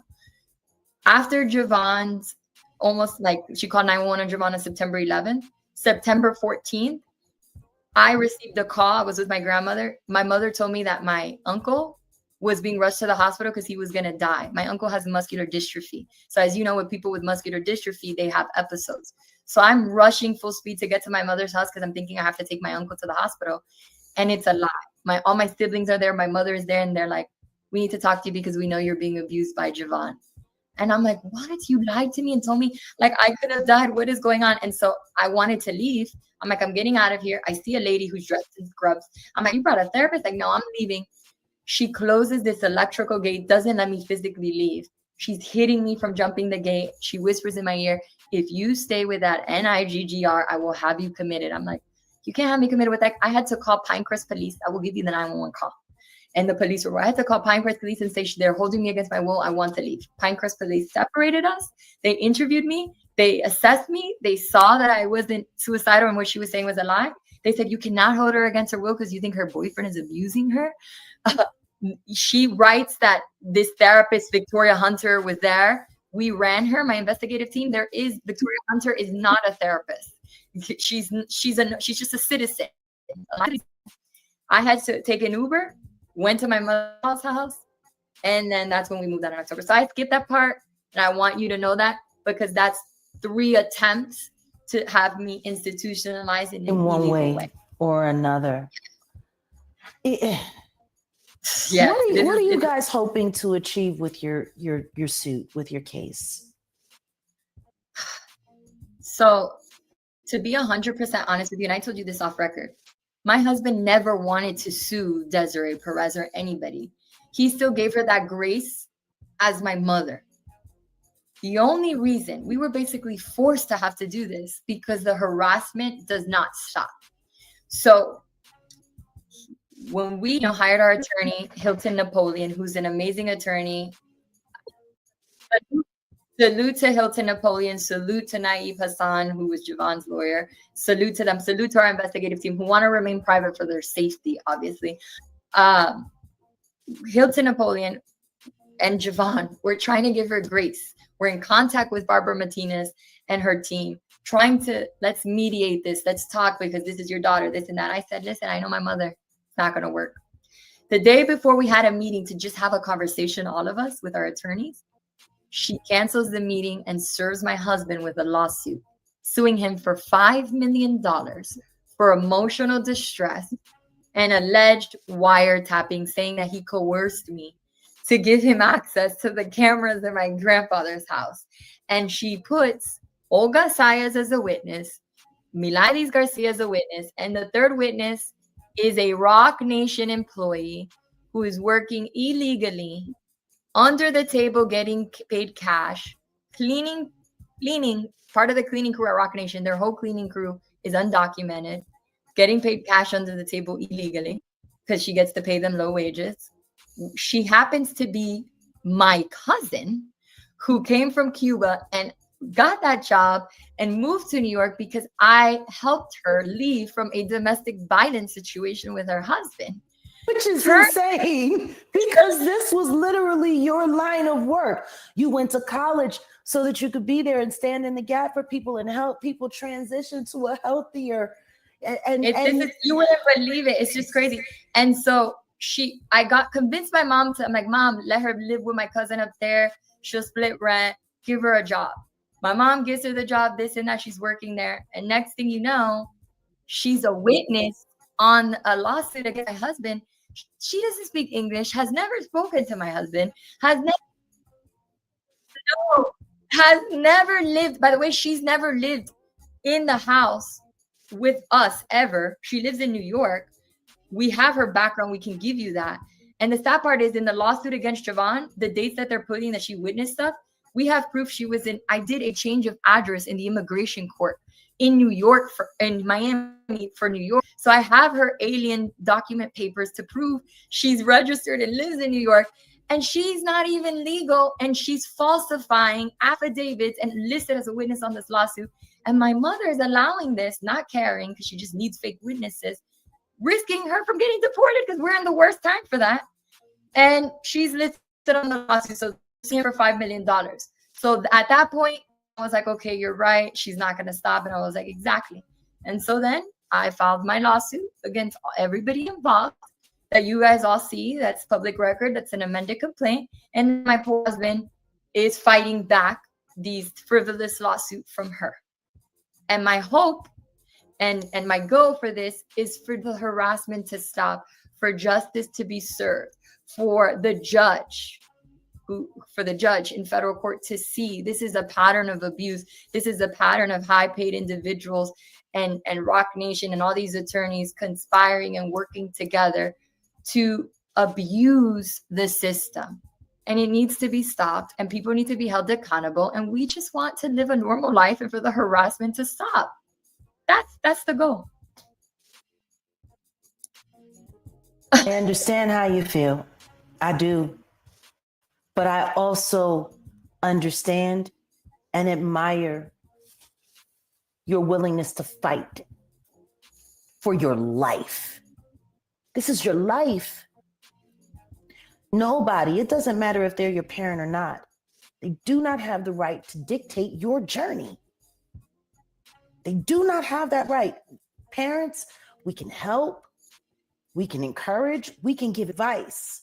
But when it gets to the point where we start using government corruption, allegedly paying people off to corral you into forcing you to do, no, that's not parenting. That's terrorism. And you and your husband have been terrorized. And what she doesn't realize is she's really hurting me more than him. And it's sad because I don't know if it's that she doesn't realize. What I've come to learn about people who suffer from these things is they don't have the capacity to care. And they don't care. She's more worried about her image and her position than me. She's more worried about her image and position than human beings. Like the simple fact that you could tell me that she's wasted on one of these lawsuits up to $2 million putting all of this stuff together. Spike record, she puts that in the lawsuit against Javon. Yeah. She spent over $2 million orchestrating all of this. And then the fact that people are just going along with it. They're going along with it because it's her and it's her word versus mine. And, I'm this person. I'm the CEO of Rock Nation. Why would you believe this girl? And, she's crazy and she's this. We shouldn't even know you. Yeah, you shouldn't know me. That's the thing. We shouldn't even know you to judge anything about this. You're a private citizen, hardworking, good folk. Have your own business. Don't want any trouble. You weren't looking for the limelight. You've turned it down, the both of you, at every turn. Yeah, we did. We shouldn't even know you, Demoee. But no, and I've lived a private life up until this. I want the people to know I've been forced to do this because I'm literally being bullied, cornered. And I've tried everything. And my husband has tried everything to avoid coming out to the media, to avoid doing this. But this is how a bully and a narcissist will respond when all she cares about is the image and the position. So that's how I can get a reaction for her. So much so she continues to serve Rule 11 sanction letters, threatening emails to my attorney. And it's just like, we're not scared. We know the law. We're following the law. We're defending ourselves legally. It might be something that you can't comprehend because you and your team don't know how to do that. But we are sticking by the law. We're trusting God. You people are not more powerful than God. I don't care how much money you make. I don't care who you represent. There is one God. He's the one who controls all of this. And I'm starting to believe that I think this had to happen to Javon and I so that we can help other people. I'm really starting to believe that all of this may have had to happen in a weird way. And it sucks that this had to be the purpose, but maybe this is really the deeper purpose. And now I'm starting to realize that. There's something that I say on my platform when I'm talking to my community. We call them family around here now. Steer into the crash. Choose to be a miracle. Because see, it's in moments like this, like David and Goliath, Noah and the ark, like really, really, really incredible, impossible things have the ability to happen when you just let God take over and use you to be a miracle. And I'm telling you right now, if you guys don't write a love story about everything and the perseverance of love and rebuild and I don't know what you're thinking about, but people in your generation, they need to hear your story. They need to know, because what I also hear is that your mother kept challenging love and love kept standing up to her and winning. Yeah, I agree. And I also want to take the opportunity, Jack, because you've been so generous with your time and giving me the platform and being an advocate for justice, right? My grandfather. So as recently as 2 days ago, guys, she blocked me from calling my grandfather's phone. She changed his number and she told the people taking care of him that if she found out that I was in communication with him, she would fire them. So now I'm forced to have to hire a family attorney to try to see if I can get some type of visitation rights or some type of rights to talk to my grandfather. Oh my goodness, sorry. And I just like, if there's anything I can ask her and her team that might be watching right now, and I'm not crying because you broke me, and I'm not holding back my tears because you broke me. I'm emotional right now asking you this because please, you're hurting my grandfather by doing this. Continue to hurt me and attack me. Continue to hurt my husband if you want to. He'll take the heat as he has, he says. Please don't hurt my abuelo. Please stop hurting my grandfather. He's asking to see me. He's telling the people that he wants to talk to me. Please just let me talk to him. Please don't do that to me. Don't do that to him, really, because it's a disservice to him and it's going to break him. This is the man that raised my whole entire life. I'm not crying because of you. No, I'm crying because of him, because I can feel how much he's hurting. I can feel it when people are telling me he wants to talk to you. So don't do that. Don't use him into this. Hurt everybody else, but don't hurt him. And that's what I wanted to take the opportunity to say here. Well, me and you, we also talked about this, and your grandfather is at a very delicate stage in his older life. And I told you I went through the same with my dad. And I'm telling you right now, the people that they love, that they remember, are so important and so key. And just you talking about how even when he first started, going down this path in his life, the way you and Javon were active with him and how good it is with him, whether they know it or not, you are forcing him to regress and convalesce 3 times faster than he normally would. This has to end. And I'm telling you, me and my people, we're behind you. Now that we've gotten this done, once we finish with all of the evidence and we make the full presentation, I'm going to be sending this to the FBI and my contacts there. And I'm going to be asking America's Future to support you and Javon publicly. We got to get behind you, because this should not be happening to you. There's no excuse for it. And that's what makes what you're doing so amazing. Because both of you could have folded at any time. But when you see real strong, God-fearing people, you get behind it. And we're behind you all the way. We're going to make sure that people in the government are looking at this story, because it's egregious. It's disgusting. And you're good people. And the part that bothers me most when it comes to your mom in this regard is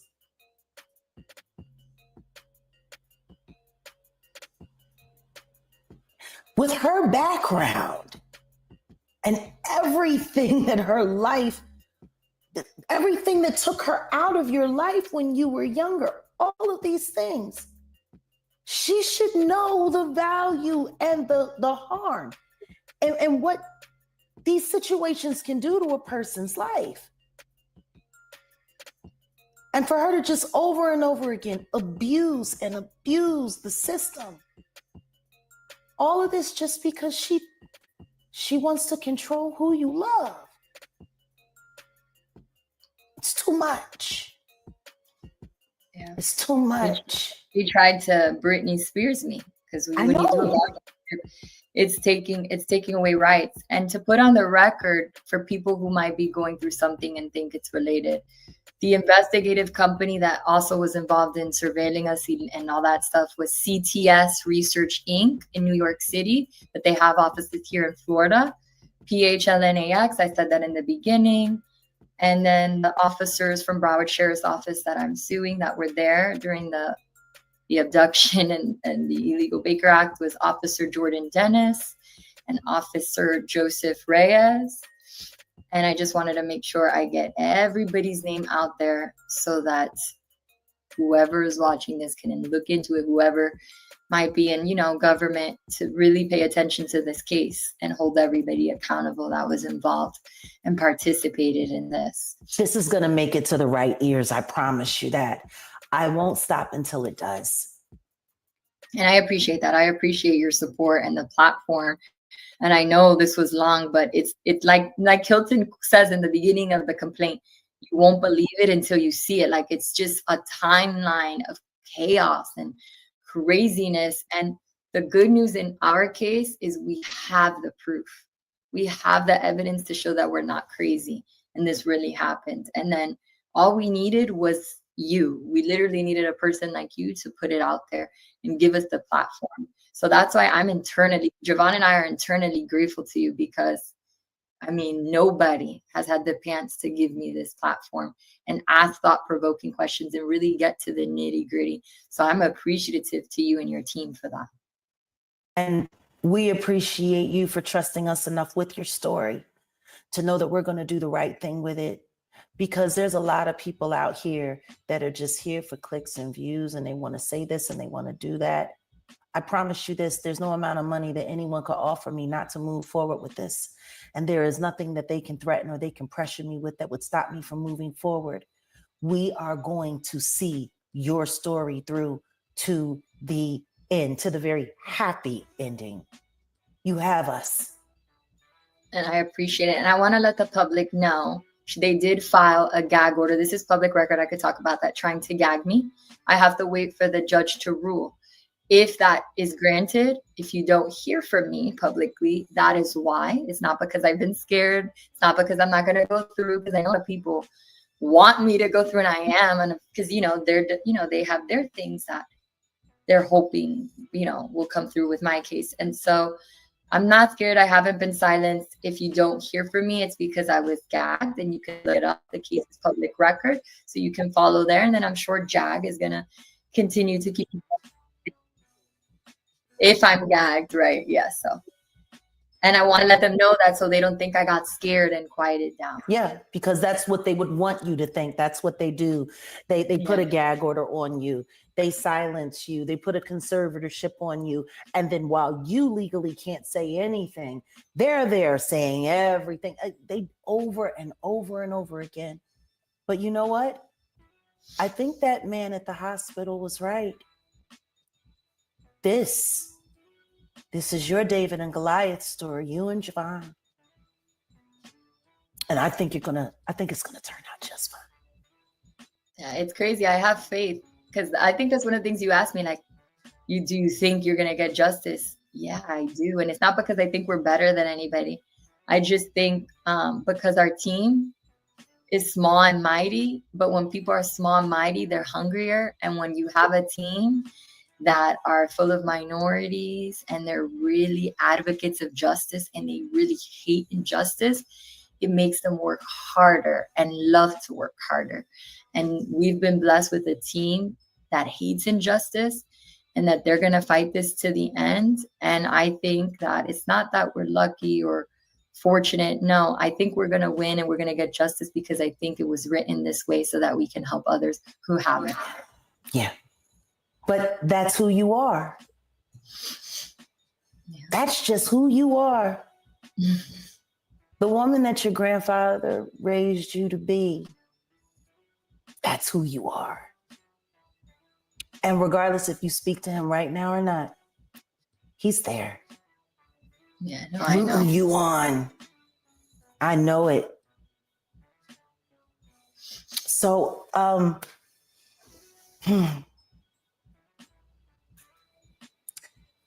We've been through a lot. Was it good? I gave you everything. Great. It was great. And it was honest, but more than anything, it's you. And when I saw what they were doing to your story, that's why I had to come forward on my platform and say something. And I don't think you knew all these details, right? I had no idea of how deep this thing got. But do you want to know what's wild? I prayed to God about it. And then the next thing I know, I heard from you. So I already know everything's going to turn out fine. Because when I pray, I know God listens. And the next time we have a little prayer effort here on the channel, I'm going to make sure that all of us here say a special prayer for you and Javon and for Hilton and for your investigative team and everyone that's working for you, that not just for your success, but for you to be able to have whatever peace you can in the midst of all of this turmoil. Because from someone who has complex PTSD, I know what this does in the quiet hours. It's hard. It's very hard. It's scary. It's questioning. It's thinking, looking right and left. It's hearing a siren and my heart dropping because I'm thinking, honey. like it's real. It's real, and yeah, it's real. Well, because it makes you not trust the people that they say you're supposed to trust. I already had trust issues, Jag. This made it worse. This made it really bad. I know, but you know what? You're going to make it through the other side of this. And I got some people to introduce you to. Because a Spitfire like you deserves a kick-ass crew behind you, swinging right along with you every step of the way. You're not fighting this fight alone, not publicly anymore. And I hope you understand and know that we mean that, and that's real. I told you, I'm compelled to do this. I know. No, I'm grateful to you. I can't say that enough. I'm grateful to you. Well, you send my love to Javon and to his mom and all your family, and please let them know I'm sorry for what this has done to them as well. No, and just so the people know, he can't be on here or speak because he was sued. So there's a statute and a rule. So for the people trying to say like, no. He just can't, because then, we don't need another lawsuit against him. So that's why he can't publicly speak. I can, because I'm not being sued again at this point. So. And we're going to keep talking. Yeah. So that's why, because I know your audience is going to comment. Somebody's going to say something. So I want to clear the air there, because he loves Jag and he would have loved to have been on here, but we don't need to give people more ammo. Well, hopefully at the end of this, we can all get together in person. Yes, we would love that, because he's a huge fan of yours. And his mother, my mother-in-law, watches all your stuff. She loves you. So well, yeah, salute to the Hadley family, and we're gonna make it. We're gonna figure this out, but we're here, and we're gonna stay here. We're gonna walk this through all the way to the end and to your ultimate victory. We're not letting go of this thing. This is too important, and you guys are too important. And you tell him I'm a big fan of him, because like you, I've been through very similar things. And when you have somebody that will stand by you no matter what, it's not something that happens every day. It's I'm a fan of a great man who loves his family and stands up for what he believes in. So what I love most about him is that he is the absolute opposite of what they try to project on young Black men. And which is why I got angry when I started seeing the videos, and I said, I gotta get in this conversation. I am not gonna let them do this, because they are literally trying to take every stereotype that they push on the media and make this young man. And I sat there and I watched that video and I said, nope, this ain't right. This ain't right at all. And then I saw little clips from you, but I'm like, I know there's so much more to this story than they're saying. And then a couple of people got their hands on the lawsuit. And then the next thing you know, nobody's talking about it anymore. Yeah, just like that, within 24 hours. Well, less than 72 hours, we here. We on deck. We're here and ready. I know. So are there any just final words that you would like to share, or are you good? I'm good. You probably got the most authentic interview out of me. You might have gotten a therapy session out of me in this interview. Well, how about we call it a support group from one Yeah, this is a gaslit support person group. to another?